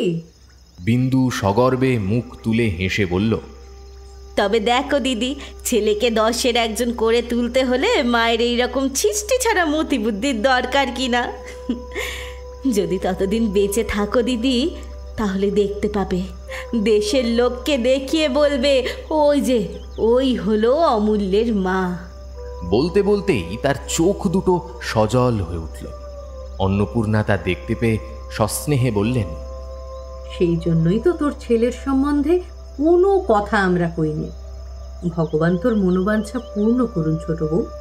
কিন্তু ওই ছেলে বড় হবে, 10-এর একজন হবে, অত আশা আমরা মনে ঠাঁই দিইনি। বিন্দু আঁচল দিয়ে চোখ মুছে বলল, কিন্তু এই একটা আশা নিয়ে আমি বেঁচে আছি দিদি। বাপরে! হঠাৎ তার সর্বাঙ্গ কাঁটা দিয়ে উঠল। সে লজ্জিত হয়ে জোর করে হেসে বলল, না দিদি, ও আশা যদি কোনোদিন ঘা পড়ে তো আমি পাগল হয়ে যাব গো। অন্নপূর্ণা নিস্তব্ধ হয়ে রইলেন। তিনি ছোট জায়ের মনের কথাটা যে জানতেন না তা নয়, কিন্তু তার আশা আকাঙ্ক্ষার এমন উগ্র প্রতিচ্ছবি কোনোদিন নিজের মধ্যে এমন স্পষ্ট করে উপলব্ধি করেননি। আজ তার চৈতন্য হল। কেন বিন্দু অমূল্য সম্বন্ধে এমন যক্ষের মতন সজাগ, এমন প্রেতের মতন সতর্ক? নিজের পুত্রের এই সর্বমঙ্গলাকাঙ্ক্ষিনীর মুখের দিকে তাকিয়ে অনির্বচনীয় শ্রদ্ধার মাধুর্যে তাঁর মাতৃ হৃদয় পরিপূর্ণ হয়ে গেল। তিনি উদ্গত অশ্রু গোপন করার জন্য মুখ ফেরালেন। ঠাকুরজি বললেন, তা হোক ছোট বউ, আজকে আমি তোমার। বিন্দু তাড়াতাড়ি বাধা দিয়ে বলল, হ্যাঁ ঠাকুরজি, আজ দিদির মাথাটা বরঞ্চ বেঁধে দাও, এই বাড়িতে ঢুকে পর্যন্ত কখনো দেখিনি। বলে মুখ টিপে হেসে চলে গেল। দিন 5-6 পরে একদিন সকালবেলা বাড়ির পুরনো নাপিত যাদবের ক্ষৌরকর্ম করে ওপর থেকে নেমে যাচ্ছিল। অমূল্য এসে তার পথ রোধ করে দাঁড়ালো। বলল, কৈলাসদা, নরেন্দার মতো চুল ছাড়তে পারো? নাপিত আশ্চর্য হয়ে বলল, আজ্ঞে সে কি রকম দাদাবাবু? অমূল্য নিজের মাথার নানা স্থানে নির্দেশ করে বলল, দেখো, এইখানটা 12 আনা, আর এইখানে 6 আনা, এইখানটা 2 আনা, আর ঘাড়ের কাছে একেবারে ছোট ছোট। পারবে ছাড়তে? নাপিত হেসে বলল, না দাদাবাবু, ও আমার বাবা এলেও পারবে না। অমূল্য ছাড়ল না, সাহস দিয়ে বলল, ওহ, শক্ত নয় কৈলাসদা, এখানে 12 আনা, এখানে 6 আনা, আর এখানে। নাপিত নিষ্কৃতি লাভের উপায় করে বলল, কিন্তু আজ কি বার? তোমার ছোট মা হুকুম না দিলে তো ছাড়তে পারি নে দাদা। আচ্ছা দাঁড়াও, আমি জেনে আসি। বলে এক পা গিয়েই ফিরে এসে বলল, আচ্ছা তোমার ছাতাটা একবার দাও, না হলে তুমি পালিয়ে যাবে। বলে জোর করে সে ছাতাটা টেনে নিয়ে ছুটে চলে গেল। ঝড়ের মতো ঘরে ঢুকে বলল, ছোট মা, এই শিগগিরি একবার এসো তো। ছোট মা সবেমাত্র স্নান সেরে আন্নিকে বসছিল। ব্যস্ত হয়ে বলল, ওরে ছুঁস নে আন্নিক করছি। আর্নিক পরে করো ছোট মা, একবারটি বাইরে এসো না, হুকুম দিয়ে যাও, নইলে চুল ছাড়তে দেয় না, সে দাঁড়িয়ে আছে। বিন্দু কিছু আশ্চর্য হলো। তার চুল ছাঁটাবার জন্য চিরদিন মারামারি করতে হয়, আজ সে কেন স্বেচ্ছায় চুল ছাঁটতে চাইছে বুঝতে না পেরে সে বাইরে আসতেই নাপিত বলল, বড় শক্ত ফরমাস হয়েছে মা, নরেনবাবুর মতো 12 আনা, 6 আনা, 3 আনা, 2 আনা, 1 আনা এমনি করে ছাঁটতে হবে। ও আমি কি পারবো? খুব পারবে, খুব পারবে। আচ্ছা দাঁড়াও, আমি নরেনকে ডেকে আনি। বলে ছুটে চলে গেল। নরেন বাড়ি ছিল না। খানিক খোঁজাখুঁজি করে ফিরে এসে বলল, সে নেই। আচ্ছা আচ্ছা, নাই বা থাকলো, ছোটো মা তুমি দাঁড়িয়ে একটু দেখিয়ে নাও না, বেশ করে দেখো, এইখানে 12 আনা, এখানে 6 আনা, এখানে 2 আনা, আর এইখানটা খুব খুব খুব ছোট। তার ব্যগ্রতা দেখে বিন্দু হেসে বলল, আমি যে এখন আন্নিক করব রে। আন্নিক পরে করো, নইলে ছুঁয়ে দেবো কিন্তু। বিন্দুকে অগত্যা দাঁড়িয়ে থাকতে হলো। নাপিত চুল কাটতে লাগলো। বিন্দু চোখ টিপে দিল। সে সমস্ত চুল সমান করে কেটে দিল। অমূল্য মাথায় হাত বুলিয়ে খুশি হয়ে বলল, এই ঠিক হয়েছে বলে লাফাতে লাফাতে চলে গেল। নাপিত ছাতা বগলে করে বলল, কিন্তু মা, কাল এ বাড়ি ঢোকা আমার শক্ত হবে।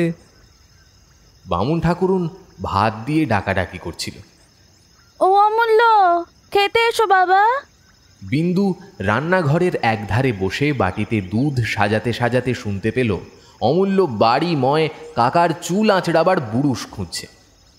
ও ছোটো মা, বুরুষখানি কোথায় গেল গো? খানিক পরেই সে কাঁদতে কাঁদতে এসে বিন্দুর পিঠের ওপর ঝুঁকে পড়ল। কিছু হয়নি ছোটো মা, সব খারাপ করে দিয়েছে, কাল তাকে আমি মেরেই ফেলবো। বিন্দু আর হাসি চাপতে পারল না।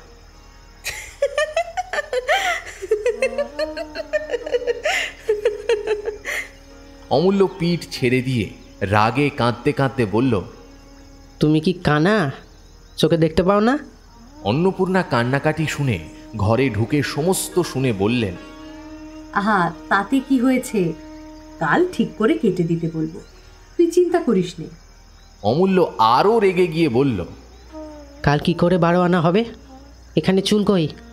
অন্নপূর্ণা শান্ত করবার জন্য বললেন, আহা, 12 আনা না হোক, 8 আনা 10 আনা তো হতে পারবে। ছাই হবে, ছাই। 8 আনা 10 আনা কি ফ্যাশন? নয়নদাকে জিজ্ঞেস করো, 12 আনা চাই। সেদিন অমূল্য ভালো করে ভাত খেল না, হেলে ছড়িয়ে উঠে চলে গেল। অন্নপূর্ণা বললেন, কি রে ছোট বউ, তোর ছেলের আবার টেরি বাগাবার শখ হলো কবে থেকে রে? বিন্দু হাসল, কিন্তু পরক্ষণেই গম্ভীর হয়ে একটা নিঃশ্বাস ফেলে বলল, দিদি, তুচ্ছ কথা তাই হাসছি, কিন্তু ভয়ে আমার বুক শুকিয়ে যাচ্ছে। সব জিনিসের শুরু এমনই করে হয়। অন্নপূর্ণা আর কথা বলতে পারলেন না। দুর্গাপূজা এসে পড়ল। ওপাড়ার জমিদারদের বাড়ি আমোদ আহ্লাদের প্রচুর আয়োজন হয়েছিল। 2 দিন আগে থেকেই নরেন তার মধ্যে মগ্ন হয়ে গেল। সপ্তমীর রাত্রে অমূল্য এসে ধরল। ছোটো মা, যাত্রা হচ্ছে, দেখতে যাবে? হচ্ছে না হবে রে? নরেনদা বলছে যে 3টে থেকে শুরু হবে। এখন থেকে সমস্ত রাত্রে হিমে পড়ে থাকবি? সে হবে না, কাল সকালে তোর কাকার সঙ্গে যাস, খুব ভালো জায়গা পাবি। অমূল্য কাঁদো কাঁদো হয়ে বলল, না, পাঠিয়ে দাও, কাকা হয়তো যাবে না, নয়তো কত বেলায় যাবেন। ওফ, 3টে-4টের সময় যাত্রা শুরু হলে চাকর দিয়ে পাঠিয়ে দেব, এখন চুপচাপ শো। অমূল্য রাগ করে শয্যার এক প্রান্তে গিয়ে দেওয়ালের দিকে মুখ ফিরিয়ে শুয়ে রইল। বিন্দু টানতে গেল, সে হাত সরিয়ে দিয়ে শক্ত হয়ে পড়ে রইল। তারপর কিছুক্ষণের মধ্যে সকলেই বোধ করি একটু ঘুমিয়ে পড়েছিল। বাইরের বড় ঘড়ির শব্দে অমূল্যর উদ্বিগ্ন নিদ্রা ভেঙে গেল। সে উৎকর্ণ হয়ে শুনতে লাগল, 1, 2, 3, 4। ধরফর করে সে উঠে বসে বিন্দুকে সজোরে নাড়া দিয়ে তুলে দিয়ে বলল, ওঠো ওঠো ওঠো না ছোটো মা, 3টে 4টে বেজে গেল তো। বাইরের ঘড়িতে বাজতে লাগলো 5টা 6টা 7টা 8টা। অমূল্য কেঁদে ফেলে বলল, 7টা 4টা 8টা বেজে গেল তো, কখন যাবে? বাইরের ঘড়িতে তখনও বাজতে লাগলো 9টা 10টা 11টা 12টা। তার বেজে থামল। অমূল্য নিজের ভুল বুঝতে পেরে অপ্রতিভ হয়ে চুপ করে শুল। ঘরের ওধারের খাটের ওপর মাধব শুতেন। চেঁচামেচিতে তারও ঘুম ভেঙে গিয়েছিল। উচ্চ হাস্য করে তিনি বললেন, অমূল্য, কি হলো রে? অমূল্য লজ্জায় সাড়া দিল না। বিন্দু হেসে বলল,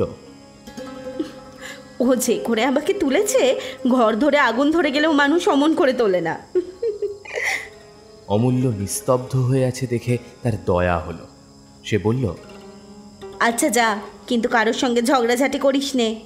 তারপর ভৈরবীকে ডেকে আলো দিয়ে পাঠিয়ে দিল।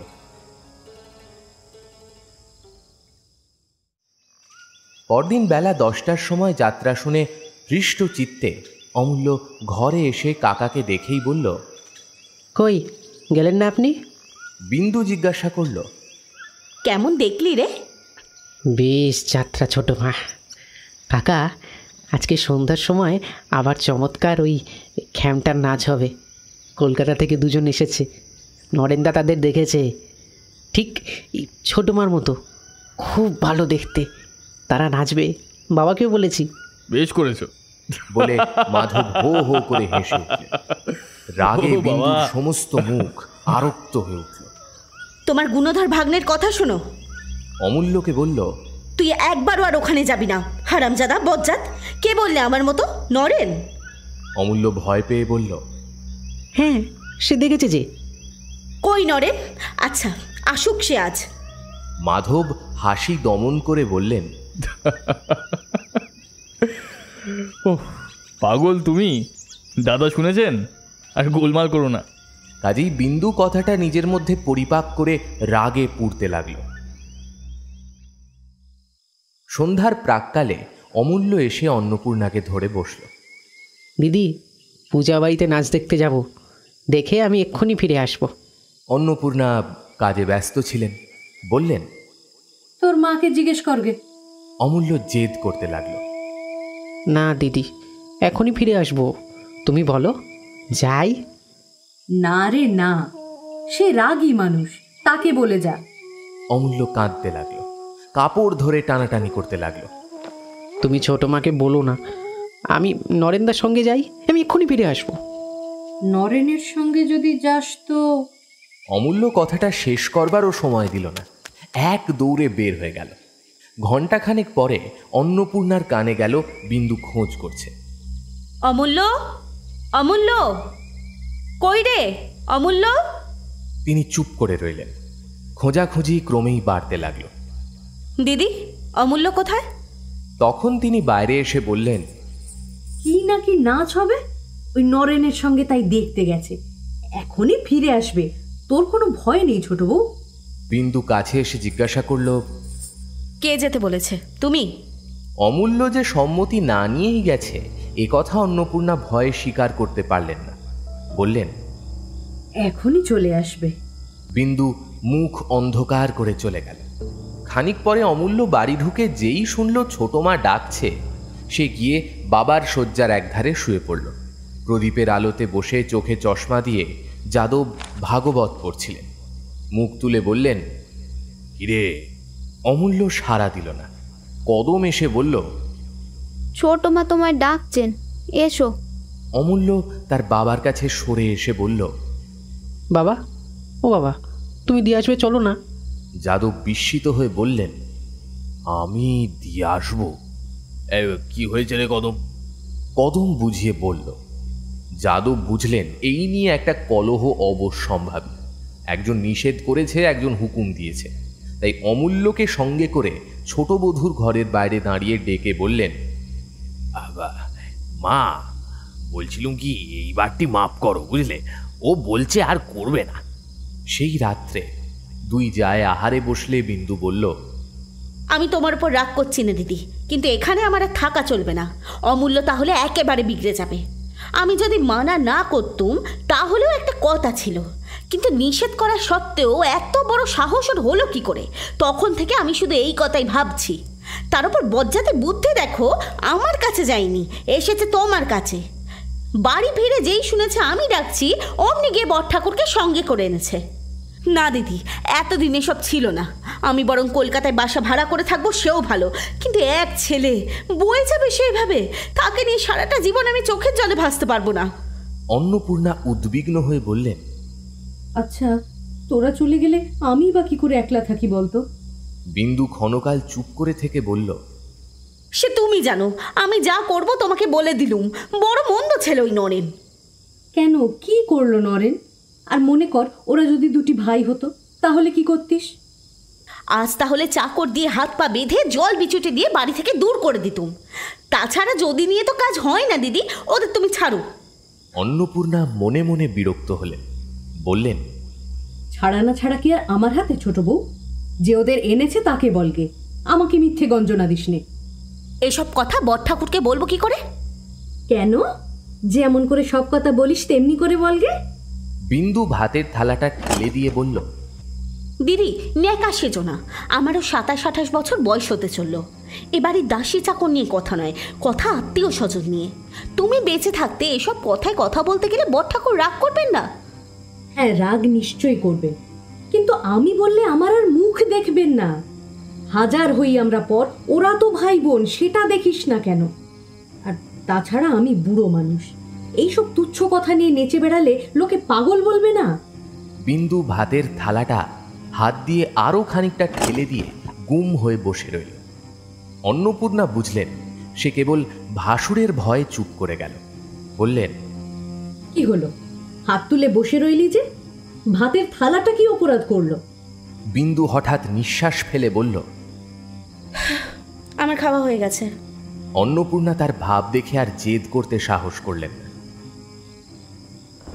শুতে গিয়ে বিন্দু বিছানায় অমূল্যকে দেখতে না পেয়ে ফিরে এসে বলল, সে গেল কোথায়? আজ দেখছি আমার বিছানায় শুয়ে ঘুম হচ্ছে। যাই তুলে দিয়ে গে। না না থাক বলে বিন্দু মুখ অন্ধকার করে চলে গেল। অর্ধেক রাত্রে বিন্দুর সতর্ক নিদ্রা অন্নপূর্ণার ডাকে ভেঙে গেল। ছোট বউ, ও ছোট বউ, শুনছিস? কি দিদি? অন্নপূর্ণা বাইরে থেকে বললেন, এই দোর খুলে তো ছেলে নে, এত বজ্জাতে আমার বাবা এলেও সইতে পারবে না। বিন্দু দরজা খুলে দিতেই তিনি অমূল্যকে সঙ্গে করে ঘরে ঢুকেই বললেন, ঢের হারামজাদা ছেলে দেখেছি ছোট বউ, এমনটা দেখিনি। রাত্রির 2টো বাজে একবার চোখের পাতা এক করতে দিলে না। এই বলে খিদে পেয়েছে, এই বলে মশা কামড়াচ্ছে, এই বলে জল খাবো, এই বলে বাতাস করো। না ছোট বউ, আমি সমস্ত দিন খাটি খুটি, রাত্রিতে একটু ঘুমোতে না পেলে তো বাঁচিনি। বিন্দু হেসে হাত বাড়াতেই অমূল্য তার ক্রোড়ের ভেতর গিয়ে ঢুকল এবং বুকের ওপর মুখ রেখে 1 মিনিটের মধ্যেই ঘুমিয়ে পড়ল। মাধবদীকে বিছানা থেকে পরিহাস করে বললেন, শখ মিটল বউঠান? আমি শখ করিনি ভাই, উনি নিজেই মারের ভয় ওখানে গিয়ে ঢুকেছিলেন। তবে আমারও শিক্ষা হলো বটে। আর কি ঘেন্নার কথা ঠাকুরপো, আমাকে বলে কিনা তোমার কাছে শুতে লজ্জা করে। তিনজনেই হেসে উঠল। অন্নপূর্ণা বললেন, আর না, যাই একটু ঘুমোই গে বলে চলে গেলেন। দিন 10 পরে বিন্দুর বাপ মা তীর্থযাত্রার সংকল্প করে মেয়েকে একবার দেখবার জন্য পালকি পাঠিয়ে দিয়েছিলেন। বিন্দু বড়জায়ের অনুমতি নিয়ে 2-3 দিনের জন্য অমূল্যকে লুকিয়ে বাপের বাড়ি যাওয়ার জন্য উদ্যোগ করছিল। এমন সময় বই বগলে করে স্কুলের জন্য প্রস্তুত হয়ে অমূল্য এসে উপস্থিত হলো। অনতিপূর্বে সে বাইরে পথের ধারে একটা পালকি দেখে এসেছিল। এখন হঠাৎ পায়ের দিকে নজর পড়তেই সে থমকে দাঁড়িয়ে পড়ে বলল, পায়ে আলতা পড়েছে কেন ছোট মা? অন্নপূর্ণা উপস্থিত ছিলেন, হেসে ফেললেন। আজ পড়তে হয়। অমূল্য বারবার আপাদমস্তক নিরীক্ষণ করে বলল, গায়ে এত গয়না কেন? অন্নপূর্ণা মুখে আঁচল দিয়ে বের হয়ে গেলেন। বিন্দু হাসি চেপে বলল, কবে তোর বউ এসে পড়বে বলে আমাদের কাউকে কি কিচ্ছু পড়তে নেই রে? হ্যাঁ, যা স্কুলে যা। অমূল্য সে কথা কানে না তুলে বলল, দিদিও তো হাসছে কেন? আমিও তো আবার স্কুল যাব না। তুমি কোথাও যাবে? তাই যদি যাই তোর হুকুম নিতে হবে নাকি? আমিও যাব। বলে সে বই নিয়ে বাইরে চলে গেল। অন্নপূর্ণা ঘরে ঢুকে বললেন, ও যে অত সহজে স্কুলে যাবে মনে করিনি। কিন্তু কি শেয়ানা দেখেছিস? বলে কিনা আলতা পরেছ কেন, গায়ে তো গয়না কেন? কিন্তু আমি বলি কি ছোট, নিয়ে যা, নইলে ফিরে এসে তোকে দেখতে না পেলে ভারী হাঙ্গামা করবে। তুমি কি মনে করেছো দিদি সে স্কুলে গেছে? কখনো না। কোথায় লুকিয়ে বসে আছে দেখো, ঠিক সময়ে হাজির হবে। ঠিক তাই হলো। সে লুকিয়েছিল। বিন্দু অন্নপূর্ণার পায়ের ধুলো নিয়ে পালকিতে ওঠবার সময় কোঠা থেকে বেরিয়ে এসে তার আঁচল ধরে দাঁড়ালো। দুই যাই হেসে উঠলেন।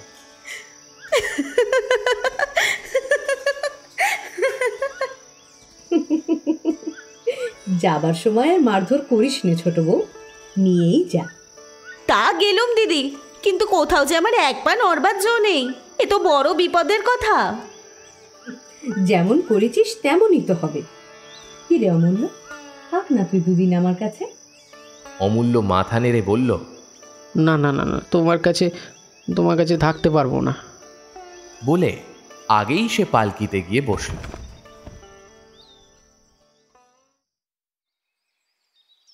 বিন্দু বাপের বাড়ি থেকে ফিরে আসবার দিন কয়েক পরে একদিন মধ্যাহ্নে অন্নপূর্ণা তার ঘরে ঢুকতে ঢুকতে বললেন, ছোট বউ।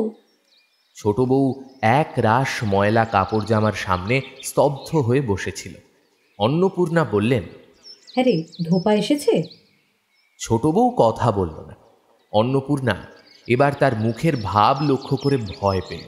উদ্বিগ্ন হয়ে জিজ্ঞাসা করলেন, কি হয়েছে ছোট বউ?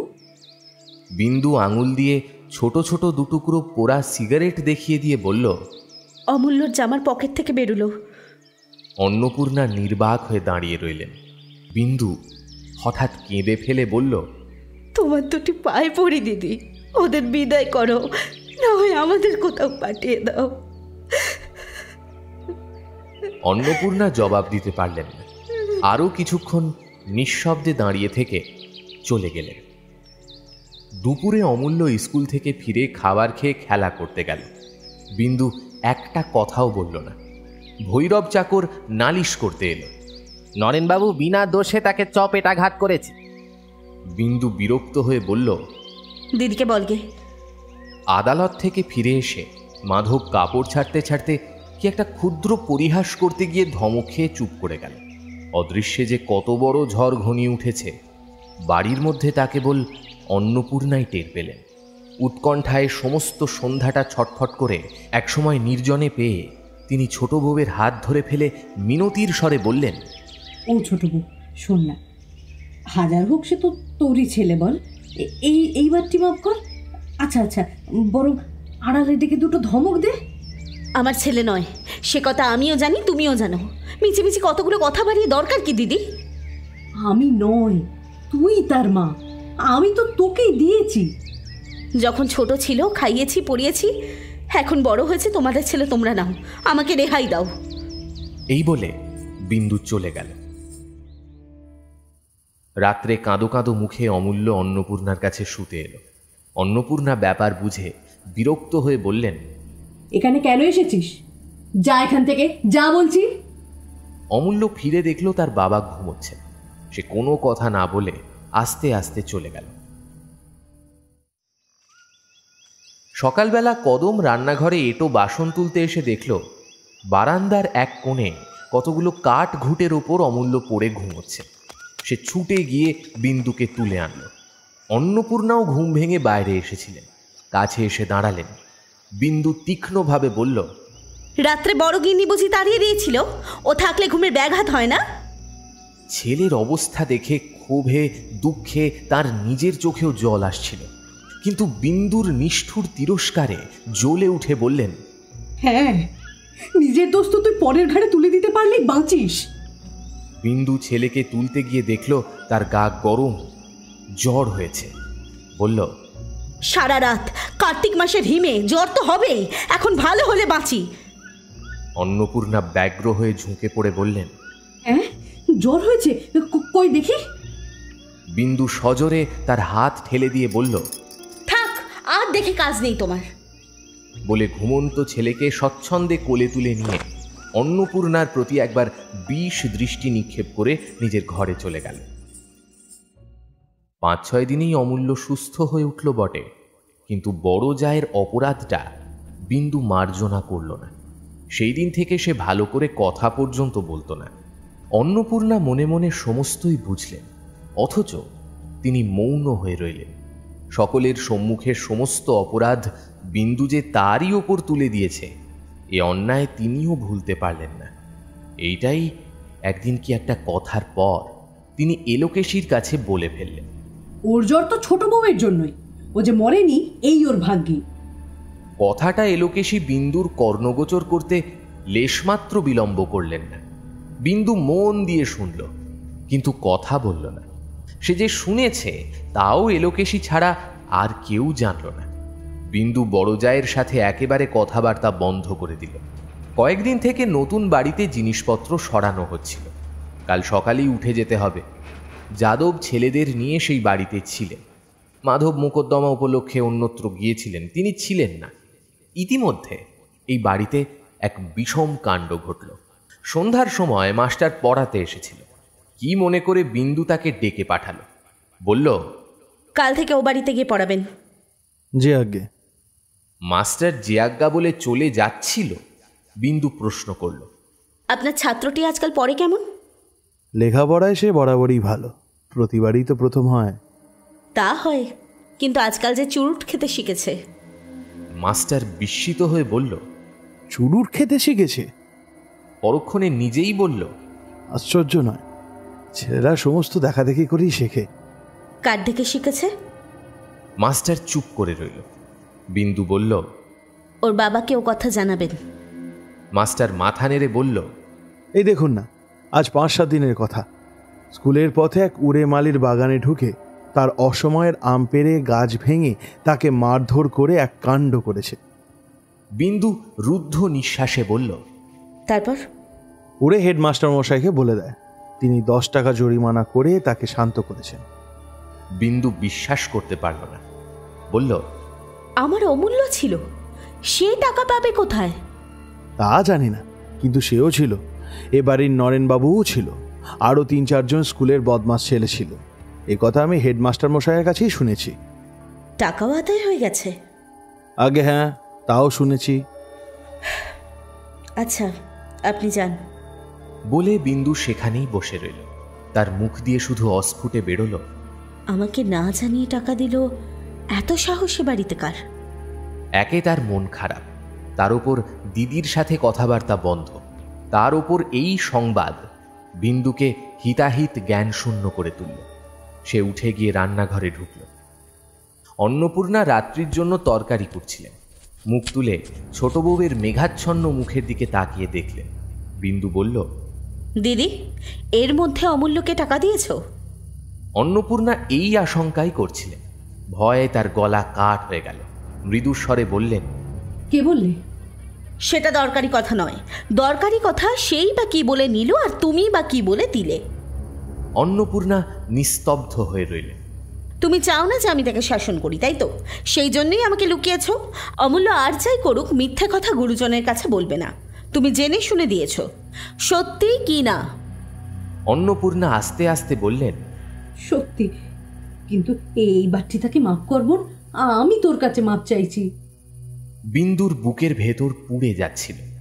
বলল, একটিবার, আজ থেকে চিরকালের জন্য মাফ করলুম, আর বলবো না, আর কথাও কব না। সে যে এমনি এমনি করে চোখের সামনে একটু একটু করে উচ্ছন্নে যাবে, তা সইতে পারবো না। তার চেয়ে একেবারে যাক। কিন্তু তোমার কি আস্পর্ধা? শেষ কথাটা অন্নপূর্ণাকে তীক্ষ্ণভাবে বিঁধল।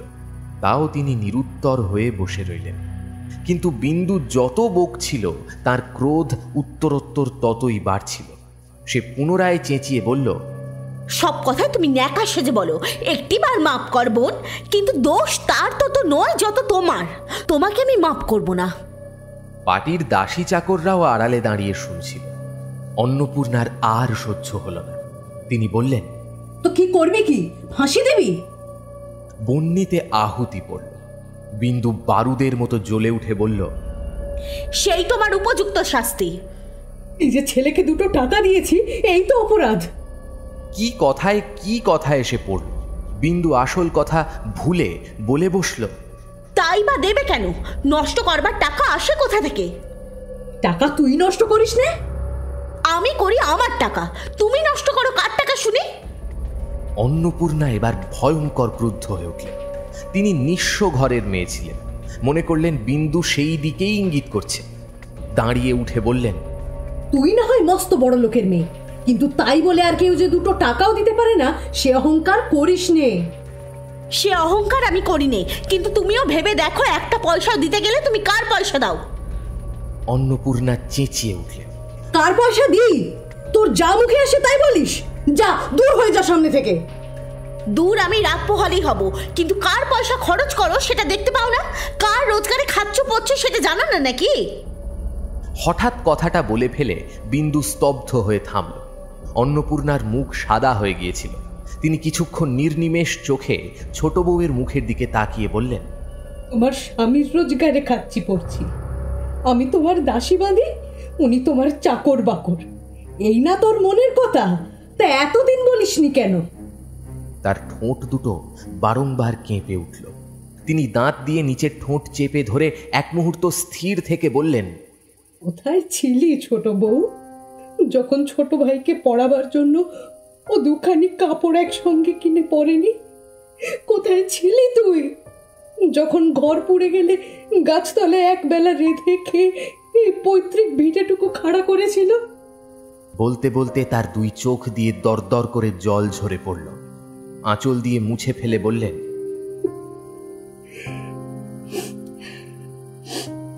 ও যদি জানতো তোদের মনের কথা, কখনো এমন আপিং খেয়ে চোখ বুজে ওর নল মুখে দিয়ে আরামে দিন কাটাতে পারতো না। সে লোক ও নয়। ওকে জানে তোর স্বামী, ওকে জানে স্বর্গের দেবতারা। আর আজ আমার ছুতো করে তুই তাকে অপমান করলি। স্বামী অভিমানে অন্নপূর্ণার বুক ফুলে ফুলে উঠতে লাগলো। বললেন, ভালোই হলো জানিয়ে দিলি। সত্যি আত্মহত্যা করেছিল। আমিও দিব্যি করছি, বরং পরের বাড়ি রেঁধে খাবো, তবু তোদের ভাত আর খাবো না। তুই কি করলি? এটা ওকে অপমান করলি। ঠিক এই সময় যাদব প্রাঙ্গণে এসে দাঁড়িয়ে ডাকলেন, বড় বউ। স্বামীর কণ্ঠস্বরে তার অভিমান ঝটিকা ক্ষুব্ধ সাগরের মতো উত্তাল হয়ে উঠল। ছুটে বাইরে এসে বললেন, ছি ছি ছি ছি ছি, যে লোক নিজের ছেলে বউকে খেতে দিতে পারে না, তার গলায় দেবার দড়ি জোটে না কেন?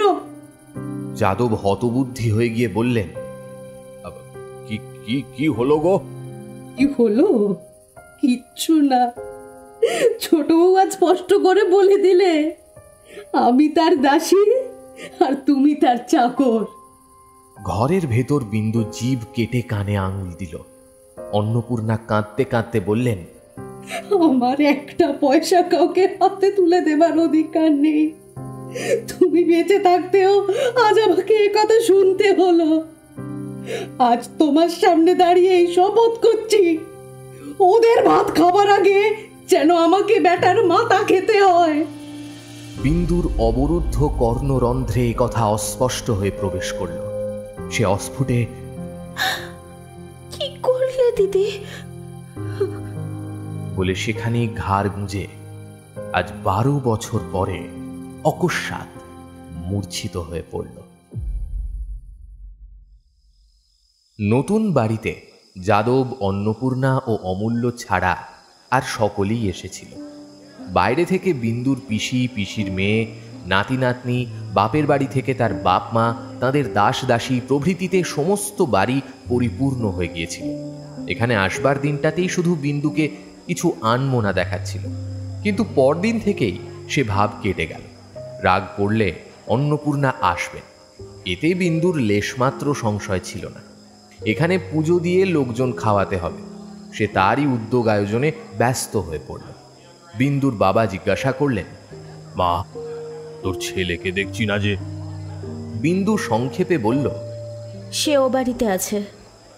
মা প্রশ্ন করলেন, হ্যাঁ রে, তোর যা বুঝি আসতে পারলেন না? না। হ্যাঁ, সবাই এলে ও বাড়িতেই বা কে থাকবে বল? বিন্দু চুপ করে কাজে চলে গেল। যাদব এই কদিন প্রত্যেক দিন সন্ধ্যার সময় একবার করে বাইরে এসে বসতেন, কথাবার্তা বলে সংবাদ নিয়ে ফিরে যেতেন, কিন্তু ভেতরে ঢুকতেন না। গৃহপূজার আগের রাতে তিনি ভেতরে ঢুকে এলোকেশীকে ডেকে খবর নিচ্ছিলেন। বিন্দু জানতে পেরে আড়ালে দাঁড়িয়ে শুনতে লাগল।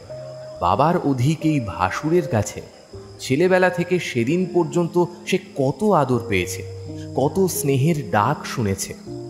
যাদব মা বলে ডাকতেন, কোনোদিন বৌমা পর্যন্ত বলেননি।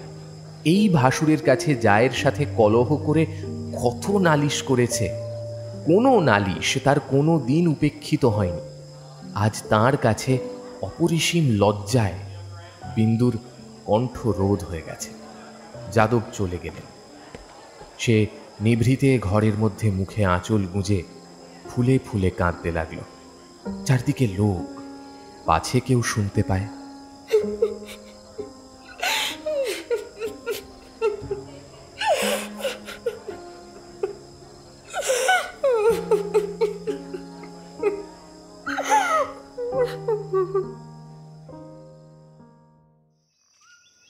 পরদিন সকালবেলা বিন্দু স্বামীকে ডেকে এনে বলল, বেলা হচ্ছে, পুরুত বসে আছেন, বড় ঠাকুর তো এখনো এলেন না। মাধব বিস্মিত হয়ে জিজ্ঞাসা করল, তিনি কেন? বিন্দু ততোধিক বিস্মিত হয়ে বলল, তিনি কেন মানে? তিনি ছাড়া এসব করবে কে? না, হয় আমি, না হয় ভগ্নিপতি প্রিয়বাবু করবেন। দাদা আসতে পারবেন না। ও, আসতে পারবেন না সেটা বললেই হলো, তাই তো? তিনি থাকতে কি কারোর অধিকার আছে? না না, সে হবে না। তিনি ছাড়া আমি কাউকে কিচ্ছু করতে দেব না। বেশ, তবে বন্ধ থাক। তিনি বাড়ি নেই, কাজে গেছেন। এই সমস্ত কিছু বড় গিন্নির মতলব। তাহলে সেও আসবে না দেখছি। বলে বিন্দু কাঁদো কাঁদো হয়ে চলে গেল। তার কাছে পূজা অর্চনা, উৎসব আয়োজন, খাওয়ান দাওয়ান সমস্তই এই মুহূর্তে একেবারে মিথ্যে হয়ে গেল। 3 দিন ধরে প্রতি মুহূর্তে সে এই চিন্তাই করেছে, আজ বড়ঠাকুর আসবেন, দিদি আসবেন, অমূল্য আসবে। আজকের সমস্ত দিনব্যাপী কাজকর্মের ওপর সে যে মনে মনে তার কতখানি নির্ভর করে নিশ্চিন্ত হয়ে বসেছিল, সে কথা সে ছাড়া আর কেউই জানত না। স্বামীর একটা কথায় সে সব মরীচিকার মতো অন্তর্ধান হয়ে যাওয়া মাত্রই উৎসবের বিরাট পণ্ডশ্রম পাষাণের মতো তার বুকের ওপর চেপে বসল। এলোকেশী এসে বললেন, বারাদের একবার চাবিটা দাও তো ছোট বউ, ময়রা সন্দেশ নিয়ে এসেছে। ওখানে কোথাও একটা রাখো ঠাকুরজি, পরে হবে। কোথায় রাখবো বউ? কাকেটাকে মুখ দেবে যে। তবে ফেলে দাও গে। এই বলে বিন্দু অন্যত্র চলে গেল। তবে বলো গে ওকে, সে ছিল দিদি। অমূল্য ধানে পৈতের সময় 3 দিন ধরে শহরের সমস্ত লোক খেলো, তা একবারও বলেনি ছোট বউ ওটা কর গে, সেটা দেখ গে। তার একটা হাড়ের যা যোগ্যতা এবারের সমস্ত লোকের তা নেই। বলে আর একটা ঘরে চলে গেল। কদম এসে জিজ্ঞাসা করল, ও দিদি, জামাইবাবু বলছেন পুজোর কাপড় চোপড়গুলো খেয়ে ফেল, আমায় তোরা খেয়ে ফেল, দূর হ সামনে থেকে। কদম শশব ব্যস্তে পালা। খানিক পরে মাধব এসে কয়েকবার ডাকাডাকি করে বলল, ওগো, শুনতে পাচ্ছ? পাচ্ছি না, আমি পারবো না, পারবো না, পারবো না, পারবো না। হয়েছে? কি করবে? হ্যাঁ, আবার গলায় ফাঁসি দেবে? না হয় তাই দাও। এই বলে কেঁদে দ্রুত পায়ে বেরিয়ে গেল। বেলা বেড়ে উঠতে লাগল। বিন্দু বিনা কাজে ছটফট করে এঘর ওঘর করে কেবলই লোকের দোষ ধরে বেড়াতে লাগলো। কে তাড়াতাড়ি পথের ওপর কতগুলো বাসন ফেলে রেখে গিয়েছিল, বিন্দু টান মেরে সেগুলো উঠোনের ওপর ফেলে দিয়ে কি করে কাজ করতে হয় শিখিয়ে দিল। কার ভেজা কাপড় শুকোচ্ছিল, উড়ে তার গায়ে লাগা মাত্র টেনে খণ্ড খণ্ড করে ছিঁড়ে ফেলে কি করে কাপড় শুকোতে হয় বুঝিয়ে দিল। যে কেউ তার সামনে পড়ল, সেই সভয়ে পাশ কাটিয়ে দাঁড়ালো। পুরোহিত বেচারা নিজে ভেতরে এসে বললেন, তাই তো, বেলা বাড়তে লাগলো, কোনো বিলি ব্যবস্থা দেখিনে। এই বলে বিন্দু আড়ালে দাঁড়িয়ে কড়া গলায় জবাব দিল, কাজকর্মের বাড়িতে বেলা একটু হয়। এই বলে আরেকটা বাসন পা দিয়ে ছুঁড়ে ফেলে দিয়ে একটা ঘরের মেঝের ওপর নির্জীবের মতো বসে রইল। কাজকর্ম কতদূর হলো?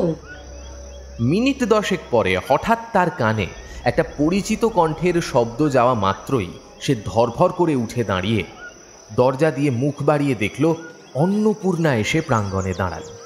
বিন্দু দুঃখে অভিমানে কেঁদে ফেলল।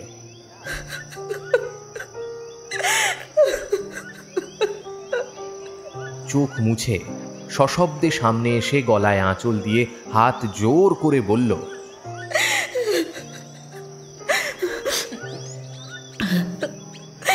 বেলা 10-11টা বাজে, আর কত সত্যতা করবে দিদি? আমি বিষ খেলে তোমার মনোবাঞ্ছা পূর্ণ হয়, তাই তো? হ্যাঁ, তাই না হয় বাড়ি গিয়ে এক বাটি পাঠিয়ে দিও।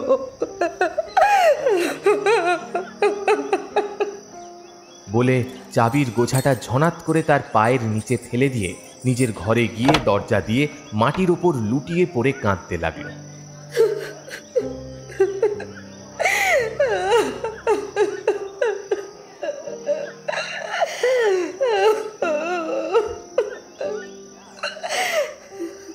অন্নপূর্ণা নিঃশব্দে চাবির গোছা তুলে নিয়ে দরজা খুলে ভাঁড়ারে গিয়ে ঢুকলেন। দুপুরবেলা লোকজনের যাতায়াত, খাওয়ানো দাওয়ানোর ভিড় কমে গিয়েছিল। তবুও বিন্দু কিসের জন্য কেবলই অস্থির হয়ে ঘর বার করতে লাগলো। ভৈরব এসে বলল, অমূল্যবাবু স্কুলে নেই। হতবাকা, ছেলেরা রাত্রি পর্যন্ত স্কুলে থাকে? হ্যাঁ, নতুন লোক তুমি, ও বাড়িতে গিয়ে দেখতে পারোনি? সে বাড়িতেও তিনি নেই। কোথায় কোন ছোট লোকদের ছেলের সঙ্গে ডাঙ্গুলি খেলছে? আর কি তার প্রাণের ভয় ডর আছে? এইবার একটা চোখ কানা হলেই তো বড় গিন্নির মনোবাঞ্ছা পূর্ণ হয়। তাহলে 10 হাত বার করে খায়। যা, যেখানে পাস তাকে খুঁজে নিয়ে আন।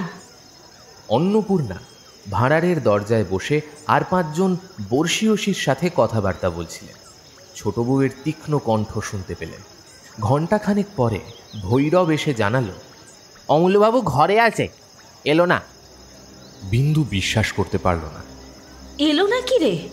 আমি ডাকছি বলেছিলি? ভৈরব মাথা নেড়ে বলল, হ্যাঁ, তবু এলো না। বিন্দু এক মুহূর্ত চুপ করে থেকে বলল, তার দোষ কি? যেমন মা তেমনি ছেলে তো হবেই।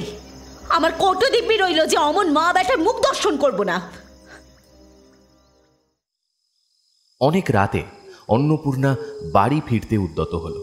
পৌঁছে দেবার জন্য মাধব নিজে এসে উপস্থিত হল। বিন্দু দ্রুত পদে অদূরে এসে স্বামীকে উদ্দেশ্য করে ভীষণ কণ্ঠে বলল, পৌঁছে দিতে যাচ্ছ যে? উনি যে জলস্পর্শ করেননি তা জানো? সে তো তোমার জানার কথা, আমার তো নয়। সমস্ত নষ্ট হয় দেখে নিজে গিয়ে ডেকে এনেছিলাম, এখন নিজেই পৌঁছে দিতে যাচ্ছি। বেশ ভালো কথা, তাহলে দেখছি তুমিও ওই দিকে। মাধব জবাব না দিয়ে বলল, চলো বৌঠান, আর দেরি করো না। হ্যাঁ চলো ঠাকুরপো। এই বলে অন্নপূর্ণা পা বাড়াতেই বিন্দু গর্জন করে বলল, লোকে কোথায় বলে দেইছে শত্রু, নিজে যা মুখে এলো 10টা মিথ্যে সাজিয়ে বলল, কটকট করে দিব্যি করলো। 4 দিন 4 রাত ছেলের মুখ দেখতে দিল না। ভগবানের ঠিক বিচার করবেন, বিচার করবেন। এই বলে মুখে আঁচল গুজে কান্না রোধ করে রান্নাঘরের বারান্দায় এসে উপুর হয়ে মূর্ছিত হয়ে পড়ল। একটা গোলমাল উঠল। মাধব, অন্নপূর্ণা দুজনেই শুনতে পেলেন। অন্নপূর্ণা ফিরে দাঁড়িয়ে বললেন, আচ্ছা কি হলো বলো তো? দেখতে হবে না, চলো। কলহের কথাটা কদিন গোপন ছিল, আর রইল না। পরদিন বাড়ির মেয়েরা এক জায়গায় বসলে এলোকেশী বলে উঠলেন, যায় যায় ঝগড়া হয়েছে। ছেলের কি হলো? সে একবারও আসতে পারলে না। ছোট বউ আমার বড় বিরতে বলেনি, যেমন মা তার তেমন তো ছেলে হবেই। ঢের ঢের ছেলে দেখেছি বাবা, এমন নেমো খারাপ ছেলে আমি দেখিনি কখনো। বিন্দু ক্লান্ত দৃষ্টিতে একটিবার তার দিকে তাকিয়ে লজ্জায় ঘৃণায় চোখ নিচু করল। এলোকেশী পুনরায় বললেন, তুমি ছেলে ভালোবাসো ছোট বউ, আমার নরেন্দ্রনাথকে নাও, ওকে আমি তোমায় দিলুম। মেরে ফেলো কেটে ফেলো, কোনোদিন কোনো কথাটি বলার ছেলে নয় ও। তেমন সন্তান আমরা পেটে ধরিনি যে। বিন্দু নিঃশব্দে বসে রইল। বিন্দুর মা জবাব দিলেন, তার বয়স হয়েছে, জমিদারের মেয়ে, জমিদারের গৃহিণী, তিনি পাকা লোক, হেসে বললেন, ও কি একটা কথা গা, অমূল্য ওর হাড়ে মাসে জড়িয়ে আছে। না না, ওকে তোমরা অমন করে উতলা করে দিও না। বিন্দু, তোদের ঝগড়া দুদিনের মা, তাই বলে ছেলে কি তোর পর হয়ে যাবে? বিন্দু ছলছল চোখে মায়ের মুখের দিকে তাকিয়ে চুপ করে বসে রইল। সন্ধ্যার সময় সে কদমকে ডেকে বলল, আচ্ছা কদম, তুই তো ছিলি, তুই বল আমার এত কি দোষ হয়েছিল যে উনি অত বড় দিব্যি করে ফেললেন? বিন্দু তাকে আলোচনা করতে আহ্বান করেছে। সহসা কদম তা বিশ্বাস করতে পারল না। সে অত্যন্ত সংকুচিত হয়ে মৌন হয়ে রইল। তাও বিন্দু বলল, না না, হাজার হোক তোরা বয়সে বড়, তোদের দুটো কথা আমাকে শুনতেই হয়। তুই বল না, এত দোষ আমার কি হয়েছিল? কদম ঘাড় নেড়ে বলল, না দিদি, দোষ আর কি। তবে জানা ও বাড়িতে দু কথা বেশ করে শুনিয়ে দেয় না, তোর আর ভয় কি? কদম সাহস পেয়ে বলল, ভয় কিছুই নয় গো দিদি, কিন্তু ঝগড়া বিবাদ করে আর কাজ কি বলো? যা হবার তা তো হয়েই গেছে। না না কদম, তুই বুঝছিস নে, সত্যি কথা বলা ভালো, না হলে ও মনে করবে আমারই যেন সব দোষ, তার কিছুই নেই। বার করে দেব, দূর করে দেব, এসব কথা বলেনি ও। আমি কি কোনোদিন তাতে রাগ করেছি বল? তুই বল না। হ্যাঁ, কেন ও লুকিয়ে টাকা দিল? কেন একবার জানালো না আমাকে? আচ্ছা, কাল যাব, আজ তো সন্ধে হয়ে গেছে। সন্ধ্যা আবার কোথায় কদম? তুই বড় কথা কাটিস। শীতকালে বেলা বলি অমন দেখাচ্ছে, না হয় কাউকে সঙ্গে নে না। ওরে ও ভৈরব, শোন, হেবাকে ডেকে দে তো, কদমের সঙ্গে যাক। ভৈরব বলল, হেবকে দিয়ে বাবু বাটি পরিষ্কার করাচ্ছেন। ফের মুখের সামনে জবাব করে। কদমকে পাঠিয়ে দিয়ে বিন্দু বারদুই এঘর ওঘর করে রান্নাঘরে এসে ঢুকল। বামুন ঠাকুরন একা বসে রাঁধছিল। বিন্দু একপাশে বসে পড়ে বলল, আচ্ছা তোমাকেই সাক্ষী মানছি, সত্যি কথা বলো, কার দোষ বেশি? পাচিকা বুঝতে পারল না, বলল, কিসের দোষ মা? সেদিনের কথা গো, কি বলেছিলুম আমি? শুধু বলেছিলুম, দিদি অমূল্যকে কি এর মধ্যে টাকা দিয়েছ? কে না জানে ছেলেদের হাতে টাকা করে দিতে নেই। বললেই তো হতো, অমূল্য কান্নাকাটি করছিল, দিয়েছি, চুকে যেত। এতে এত কথাই বা ওঠে কেন? আর এমন দিব্যি দিলেই বা হয় কেন? 5টা ঘটি বাটি একসঙ্গে থাকলে ঠোকাঠুকি লাগে, আর এ তো মানুষ, তাই বলে এত বড় দিব্যি? ওই একটি মাত্র বংশধর, তার নাম করে দিব্যি? আমি বলছি তোমাকে, ইহজন্মে আমি আর ওর মুখ দেখবো না। শত্রুর দিকে ফিরে চাইবো, তবু ওর দিকে চোখ ফেরাবো না। বামুন মেয়ে স্বভাবত অল্পভাষিনী। সে কি বলবে বুঝতে না পেরে মৌন হয়ে রইল। বিন্দুর 2 চোখ অশ্রুপূর্ণ হয়ে উঠল। তাড়াতাড়ি মুছে ফেলে ভাঙা গলায় পুনরায় বলল, রাগের মাথায় কে দিব্যি না করে মেয়ে? তাই বলে জল স্পর্শ করলো না, ছেলেটাকে পর্যন্ত আসতে দিল না। এগুলো কি বড়োর মতো কাজ? হ্যাঁ, হাজার হোক আমি ছোট, বুদ্ধি কম। যদি তার পেটের মেয়েই হতুম, কি করতো তাহলে?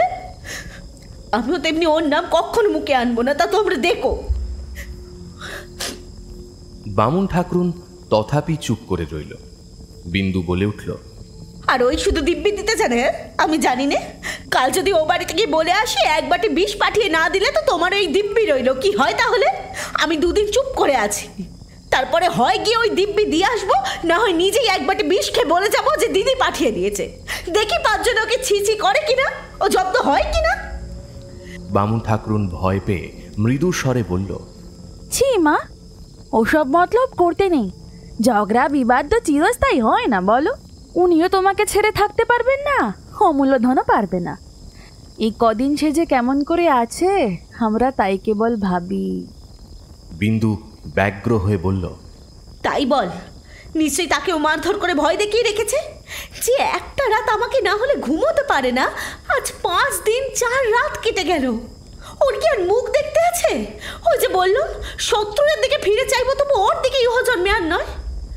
বামুন ঠাকুরুন নিজের কবজির কাছে একটা কালো দাগ দেখিয়ে বলল, এই দেখো মা, এখনো কাল শিটে পড়ে আছে।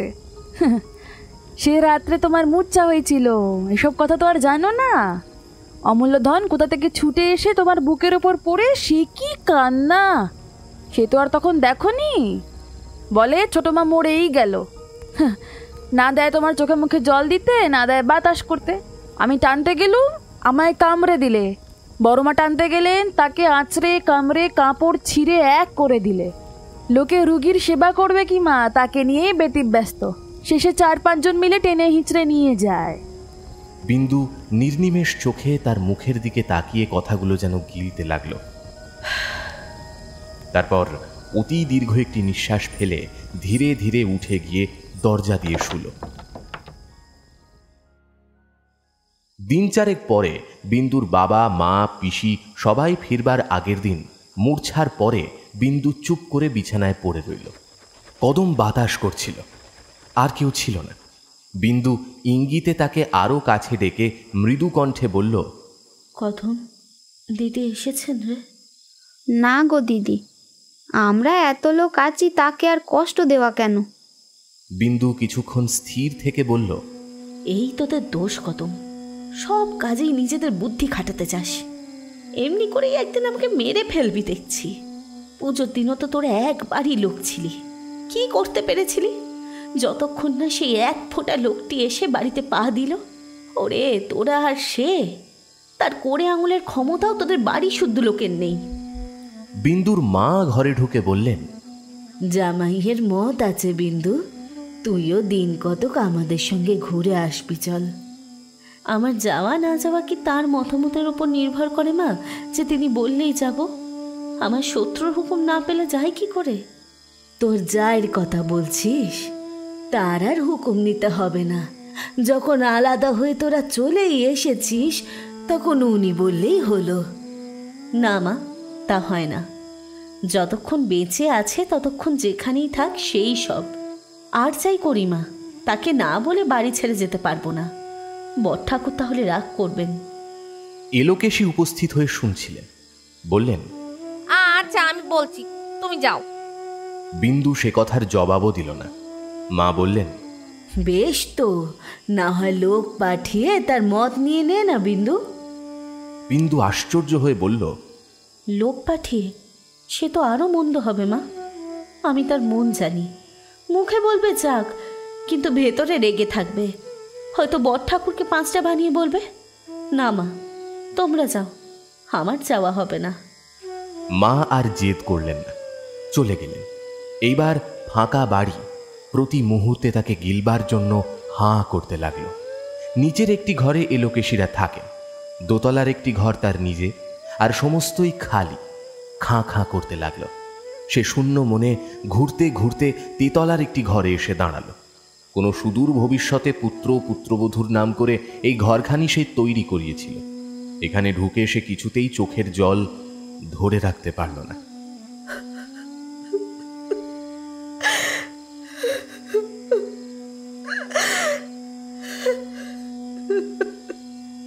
নিচে নেমে আসছিল, পথে স্বামীর সঙ্গে দেখা হওয়া মাত্রই সে বলে উঠল, হ্যাঁ গা, কিরকম হবে তবে?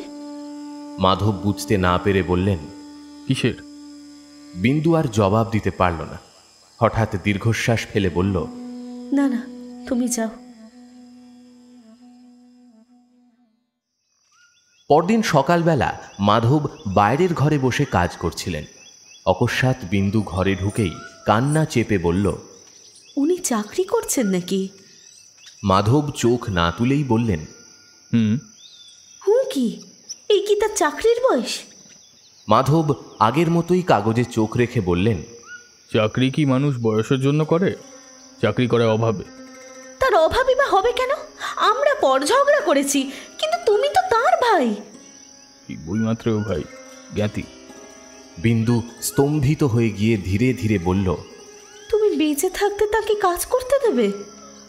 মাধব এবার মুখ তুলে স্ত্রীর দিকে তাকালেন। তারপর সহজ শান্ত কণ্ঠে বললেন, কেন দেব না? সংসারে যে যার অদৃষ্ট নিয়েই আসে, তেমনই ভোগ করে। তার জীবন্ত সাক্ষী আমি নিজে। কবে বাপ মা মরেছেন, বড় বউঠানের মুখে শুনি আমরা বড় গরিব, কিন্তু কোনোদিন দুঃখ কষ্টের বাষ্প টের পেলাম না। কোথা থেকে চিরকাল পরিষ্কার ধপধপে জামা কাপড় এসেছে, কোথা থেকে স্কুল কলেজের মাইনে, বইয়ের দাম, বাসা খরচ এইসব এসেছে, তাও আমি জানি না। তারপর উকিল হয়ে মন্দ টাকা পাইনি। ইতিমধ্যেই কোথা থেকে কেমন করে 1 রাশ টাকা নিয়ে ঘরে এলে, এমন অট্টালিকাও তৈরি হলো। অথচ দাদাকে দেখো, চিরটা কাল নিঃশব্দে হাড় ভাঙা খাটুনি খেটেছে, ছেঁড়া সেলাই করা কাপড় পরেছে। শীতের দিনেও তার গায়ে কখনো জামা দেখিনি। একবেলা এক মুঠো খেয়ে, কেবল আমার জন্য। সব কথা আমার মনে পড়ে না, পড়বার দরকারও দেখি না। দিন কতক আরাম করছিলেন, তা ভগবান সুদ শুদ্ধ আদায় করে নিচ্ছে। বলে হঠাৎ সে মুখ ফিরিয়ে একটা দরকারি কাগজ খুঁজতে লাগলো। বিন্দু নির্বাক, স্তব্ধ। স্বামীর কত বড় তিরস্কার যেই অতীত দিনের সহজ কাহিনীর মধ্যে প্রচ্ছন্ন ছিল, সে কথা বিন্দুর প্রতিটি রক্তবিন্দু পর্যন্ত অনুভব করতে লাগলো। সে মাথা হেঁট করে রইল। মাধব কাগজ খুঁজতে খুঁজতে কতকটা যেন নিজের মনেই বলে চললেন। চাকরি বলে চাকরি, রাধাপুরের কাছারিতে যেতে আসতে প্রায় 5 ক্রোশ। ভোর 4টায় বেরিয়ে সমস্ত দিন অনাহারে থেকে রাত্রে ফিরে এসে 2টি খাওয়া, মাইনে 12 টাকা। বিন্দু শিহরিত হয়ে উঠল। সমস্ত দিন অনাহারে মোটে 12 টাকা? 12 টাকা। বয়স হয়েছে, তার উপর আফিমখোর মানুষ, একটু আধটু দুধটুকুও পায় না। ভগবান দেখছি দয়া করে দাদার ভবযন্ত্রণা মোচন করে দেবার উপায় করে দিয়েছে। বিন্দুর চোখ দিয়ে জল গড়িয়ে পড়ল, এবং যা কোনোদিন করেনি আজ তাও করল। হেঁট হয়ে স্বামীর 2 পা চেপে ধরে কাঁদতে কাঁদতে বলল, তোমার 2টি পায়ে পড়ি, একটি উপায় করে দাও। রোগা মানুষ এমন করে তো 2টা দিনও বাঁচবেন না।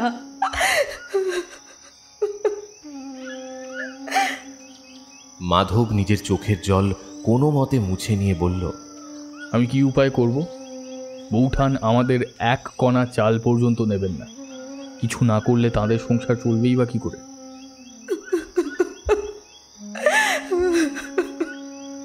তা আমি জানি না আমি। ওগো ওগো, তুমি আমার দেবতা, তিনি তোমার চেয়েও বড়। ছি, যে কথা মনে আনাও যায় না সেই কথা কিনা। বেশ তো, অন্তত যাও বৌঠানের কাছে, যাতে তার রাগ পড়ে, তিনি প্রসন্ন হন। তাই করো। আমার পা ধরে সমস্ত দিন বসে থাকলেও কিচ্ছু উপায় হবে না।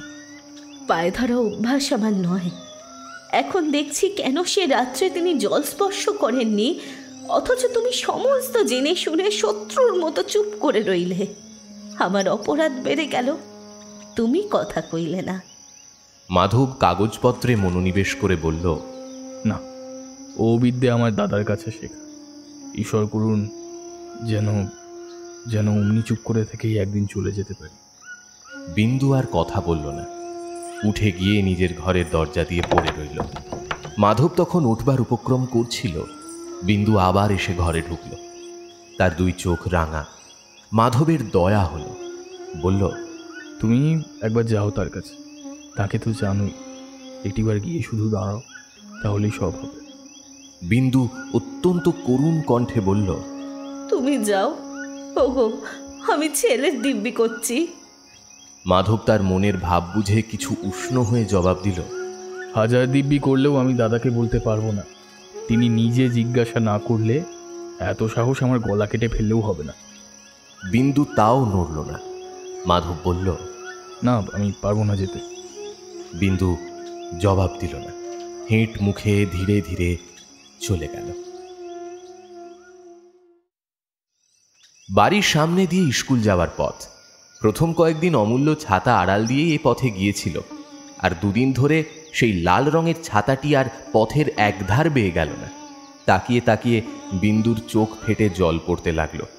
তবুও সে চিলের ছাদের আড়ালে বসে এক দৃষ্টে পথের দিকে তাকিয়ে বসে রইল। সকাল 9টা-10টার সময় কত রকমের ছাতা মাথায় দিয়ে কত ছেলে হেঁটে গেল। স্কুলে ছুটির পর কত ছেলে সেই পথে আবার ফিরে এলো, কিন্তু সেই চলন, সেই ছাতা বিন্দুর চোখে পড়ল না। সে সন্ধ্যার সময় চোখ মুছতে মুছতে নেমে এসে নরেনকে আড়ালে ডেকে জিজ্ঞাসা করল, হ্যাঁ রে নরেন, এইটা স্কুলে যাবার সোজা পথ, তবে কেন সে এই দিক দিয়ে আর যায় না? নরেন চুপ করে রইল। বিন্দু বলল, বেশ তো রে, তোরা 2 ভাই গল্প করতে করতে যাবি আসবি, সেই তো ভালো। নরেন তার নিজের ধরনে অমূল্যকে ভালোবেসেছিল। চুপি চুপি বলল, সে আর লজ্জায় যায় না মামি, ওই হোতা দিয়ে ঘুরে যায়। বিন্দু কষ্টে হেসে বলল, তার আবার লজ্জা কিসের রে? না না, তুই বলিস তাকে, সে যেন এই পথেই যায়। নরেন মাথা নেড়ে বলল, কখনো যাবে না মামি। কেন যাবে না জানো? কেন? তুমি রাগ করবে না? না। তাদের বাড়িতে বলে পাঠাবে না? না। আমার মাকেও বলে দেবে না তো? না রে না, বল, আমি কাউকে কিচ্ছু বলবো না। থার্ড মাস্টার আছে না, অমূল্য রাচ্চা করে কান মুলে দিয়েছিল। বিন্দু এক মুহূর্তে আগুনের মতো জ্বলে উঠল। কেন দিল? গায়ে হাত তুলতে আমি মানা করে দিয়েছি না? তার দোষ কি মামি? সে তো নতুন লোক, আমাদের চাকর এই হেবো, এই শালা বজ্জাত। সে এসে মাকে বলেছে। আমার মাটিও তো কম বজ্জাত নয় মামি, সে মাস্টারকে বলে দিয়েছে। এবার থার্ড মাস্টার অমনি আচ্ছাসে দিয়েছে কানটা মোলে। কিরকম করে জানো মামি? এই রকম ধরে এই হেবো কি বলে দিয়েছে?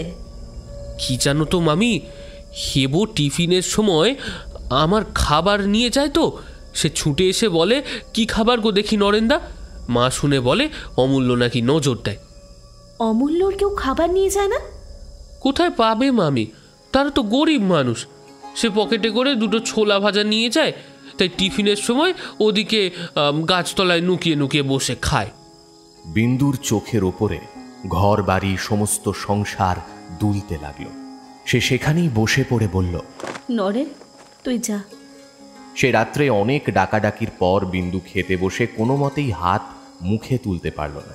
শেষে অসুখ করেছে বলে উঠে গেল। পরদিনও প্রায় উপবাস করেই পড়ে রইল, অথচ কাউকে কোনো কথা বলতেও পারল না। একটা উপায়ও খুঁজে পেল না। তার কেবলই ভয় করতে লাগলো, পাছে কথা বললেই তার নিজের অপরাধ আরও বেড়ে যায়। দুপুরে স্বামীর আহারের সময় অভ্যেস মতো কাছে গিয়ে বসে অন্য দিকে তাকিয়ে রইল। কোনো রকম ভোজ্য পদার্থের দিকে কাল থেকে সে তাকিয়ে দেখতেও পারল না। ঘরে বাতি জ্বলছে। মাধব নিমিলিত চোখে চুপ করে পড়েছিলেন। বিন্দু এসে পায়ের কাছে বসল। মাধব তাকিয়ে দেখে বললেন, কি? বিন্দু নত মুখে স্বামীর পায়ের একটা আঙুলের নখ খুঁড়তে লাগল। মাধব স্ত্রীর মনের কথাটা অনুমান করে আর্দ্র হয়ে বললেন, আমি সমস্তই বুঝি বিন্দু, কিন্তু আমার কাছে কাঁদলে কি হবে? তার কাছে যাও। বিন্দু সত্যিই কাঁদছিল। বলল, তুমি যাও। আমি গিয়ে তোমার কথা বল, দাদা শুনতে পাবেন না। বিন্দু সেই কথার জবাব না দিয়ে বলল, আমি তো বলছি আমার দোষ হয়েছে, আমি ঘাট মানছি, তুমি তাদের বলো গে, বলো। আমি পারবো না বলে মাধব পাশ ফিরে শুলেন। বিন্দু আরও কতক্ষণ আশা করে বসে রইল, কিন্তু মাধব কোনো কথাই আর যখন বললেন না, তখন সে ধীরে ধীরে উঠে গেল। স্বামীর ব্যবহারে তার বুকের এক প্রান্ত থেকে অপর প্রান্ত পর্যন্ত একটা প্রস্তর কঠিন ধিক্কার যোজনব্যাপী পর্বতের মতো এক নিমেষের মধ্যে পরিব্যাপ্ত হয়ে গেল। আজ সে নিঃসংশয় বুঝল তাকে সবাই ত্যাগ করেছে। পরদিন সকালেই যাদব ছোট বধূর যাওয়ার অনুমতি দিয়ে একখানি পত্র পাঠিয়ে দিলেন। বিন্দুর বাবা পীড়িত, সে যেন অবিলম্বে যাত্রা করে। বিন্দু সজল চোখে গাড়িতে গিয়ে উঠল। বিন্দু নেমে এসে তাঁর পদধূলি নিতেই তিনি অত্যন্ত সংকুচিত হয়ে পড়লেন। বিন্দুকে এমন নত, এমন নম্র কেউ কোনো দিন দেখেনি। পায়ের ধুলো মাথায় তুলে নিয়ে বিন্দু বলল, না মেয়ে, যাই হোক তুমি ব্রাহ্মণের মেয়ে, বয়সে বড়, আশীর্বাদ করো যেন আর ফিরতে না হয়। এই যাওয়াই যেন আমার শেষ যাওয়া হয়। বামুন মেয়ে তদুত্তরে কিছুই বলতে পারলেন না। বিন্দুর শীর্ণ ক্লিষ্ট মুখখানির পানে তাকিয়ে কেঁদে ফেললেন। এলোকেশী উপস্থিত ছিলেন, ক্ষণক্ষণ করে বলে উঠলেন, ও কি কথা ছোট বউ, আর কারো বাপ মায়ের কি অসুখ হয় না? বিন্দু জবাব দিল না, মুখ ফিরিয়ে চোখ মুছল। কিছুক্ষণ পরে বলল, তোমাকেও নমস্কার করি ঠাকুরজি, চললুম আমি। যাও দিদি যাও, আমি সমস্তটাই দেখতেও শুনতে পারবো। বিন্দু আর কথা বলল না। কোচম্যান গাড়ি ছেড়ে দিল। অন্নপূর্ণা বামুন ঠাকরুনের মুখে কথা শুনে চুপ করে রইলেন। ইতিপূর্বে কোনোদিন বিন্দু অমূল্যকে ছেড়ে বাপের বাড়ি যায়নি। আজ 1 মাসের ওপর হলো সে একবার তাকে চোখের দেখা দেখতে পায়নি। তার দুঃখ অন্নপূর্ণা বুঝলেন। রাতে অমূল্য বাপের কাছে শুয়ে আস্তে আস্তে গল্প করছিল।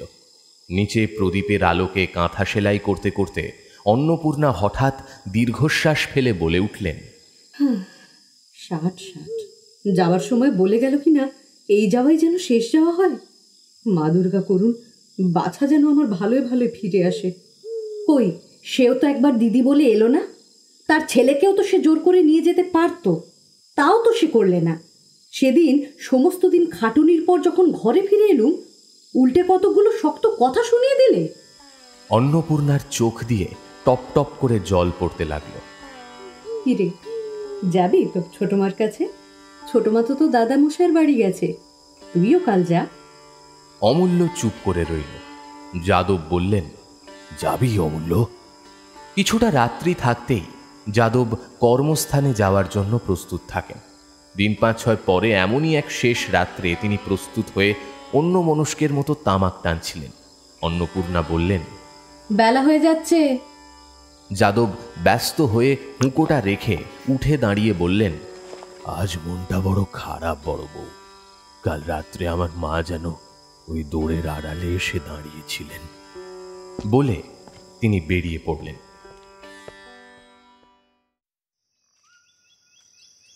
সকালবেলা অন্নপূর্ণা ক্লান্তভাবে রান্নাঘরে কাজ করছিলেন।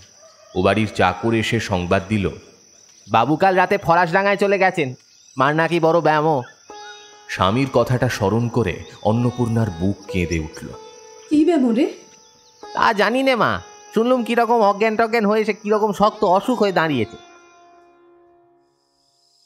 সন্ধ্যার পর বাড়ি ফিরে এসে যাদব খবর শুনে কাঁদো কাঁদো স্বরে বললেন, কত সাধ করে সোনার প্রতিমা ঘরে আনলুম বড় বউ, জলে ভাসিয়ে দিলে। আমি এখনই যাব। দুঃখে আত্মগ্লানিতে অন্নপূর্ণার বুক ফাটছিল। অমূল্যর চেয়েও বোধ করি তিনি ছোট বউকে বেশি ভালোবাসতেন। নিজের চোখ মুছে তিনি স্বামীর পা ধুয়ে দিয়ে জোর করে সন্ধ্যান্নিক করতে বসিয়ে দিয়ে অন্ধকার বারান্দায় বসে রইলেন। খানিক পরে বাইরে মাধবের কণ্ঠস্বর শোনা গেল, উঠান। অন্নপূর্ণা প্রাণপণে বুক চেপে ধরে 2 কানে আঙুল দিয়ে শক্ত হয়ে বসে রইলেন। মাধব রান্নাঘরে অন্ধকার দেখে এ ঘরে ফিরে এসে অন্ধকারে অন্নপূর্ণাকে দেখে শুষ্ক স্বরে বলল, বৌঠান শুনেছে বোধহয়। অন্নপূর্ণা মুখ তুলতে পারলেন না। মাধব বললেন, অমূল্যের যাওয়া একবার দরকার, বোধহয় শেষ সময় উপস্থিত হয়েছে। অন্নপূর্ণা উপুর হয়ে পড়ে ডুকরে কেঁদে উঠলেন।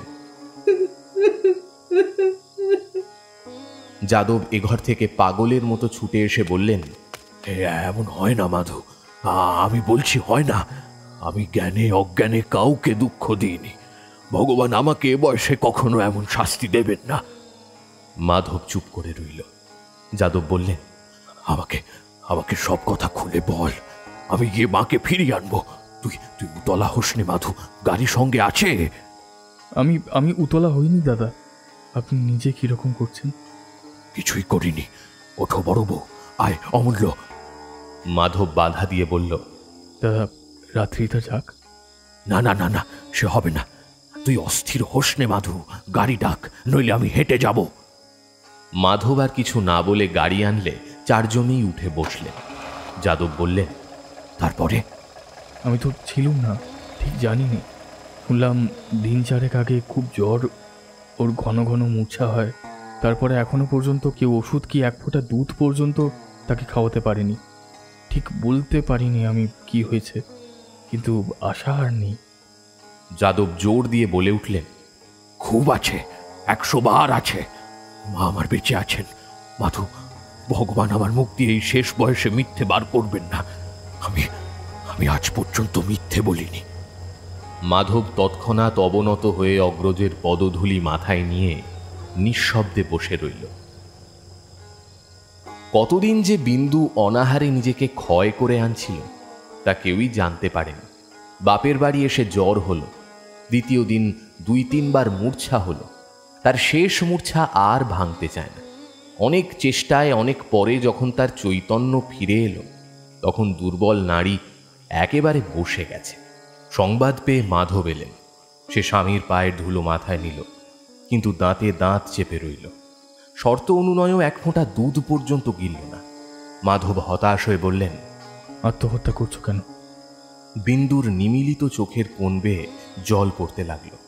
কিছুক্ষণ পরে আস্তে আস্তে বলল, আমার সমস্ত অমূল্যের শুধু 1002 টাকা নরেনকে দিও, আর তাকে পড়িও। সে আমার অমূল্যকে ভালোবাসে। মাধব দাঁত দিয়ে জোর করে নিজের ঠোঁট চেপে কান্না থামালেন। বিন্দু ইঙ্গিত করে তাকে আরো কাছে এনে চুপি চুপি বলল, সে ছাড়া আর কেউ যেন আমাকে আগুন না দেয়। মাধব সে ধাক্কা সামলে নিয়ে কানে কানে বললেন, দেখবে কাউকে? বিন্দু ঘাড় নেড়ে বলল, না, থাক। বিন্দুর মা আরেকবার ওষুধ খাওয়াবার চেষ্টা করলেন। বিন্দু তেমনই দৃঢ়ভাবে দাঁতে দাঁত চেপে রইল। মাধব উঠে দাঁড়িয়ে বললেন, না, সে হবে না বিন্দু। তুমি আমাদের কথা শুনলে না, কিন্তু যার কথা ঠেকাতে পারবে না আমি তাকে আনতে চললুম। শুধু শুধু এই কথাটি আমার রেখো, যেন যেন ফিরে এসে তোমায় দেখতে পাই। আমি চললুম। বলে মাধব বাইরে এসে চোখ মুছলেন। সে রাতে বিন্দু শান্ত হয়ে ঘুমল।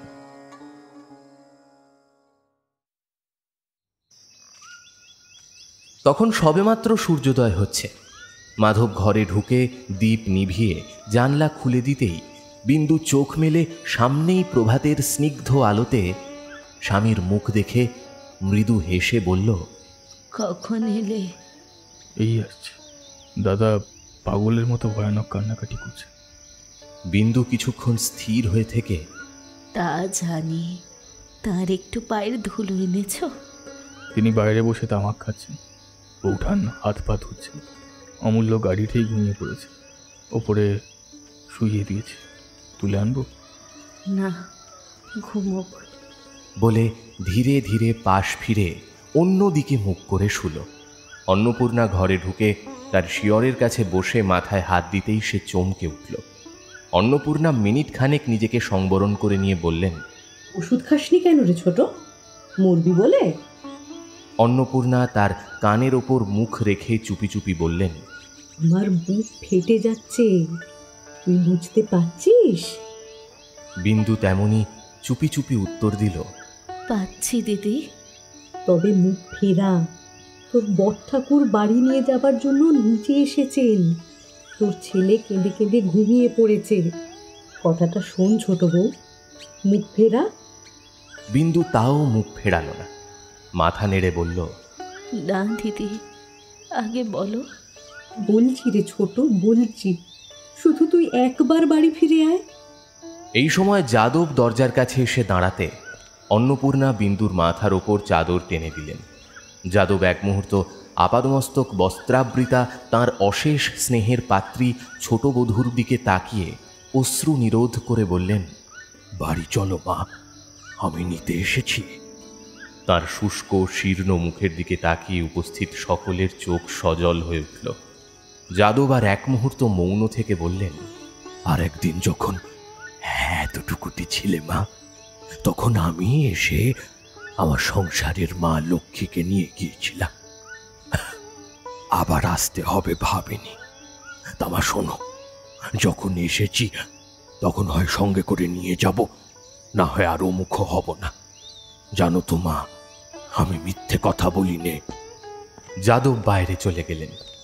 বিন্দু মুখ ফিরিয়ে বলল, দাও দিদি, কি খেতে দেবে দাও।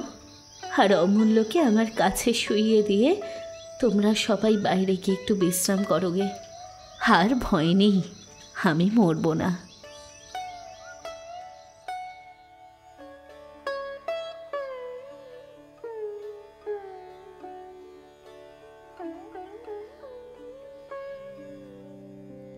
এতক্ষণ কথকতার গল্পের আসরে আপনি শুনছিলেন কথাশিল্পী শরৎচন্দ্র চট্টোপাধ্যায়ের বিন্দুর ছেলে অবলম্বনে অপত্য স্নেহ। কথকতার কাজ ভালো লেগে থাকলে চ্যানেলটি সাবস্ক্রাইব করে পাশে থাকবেন।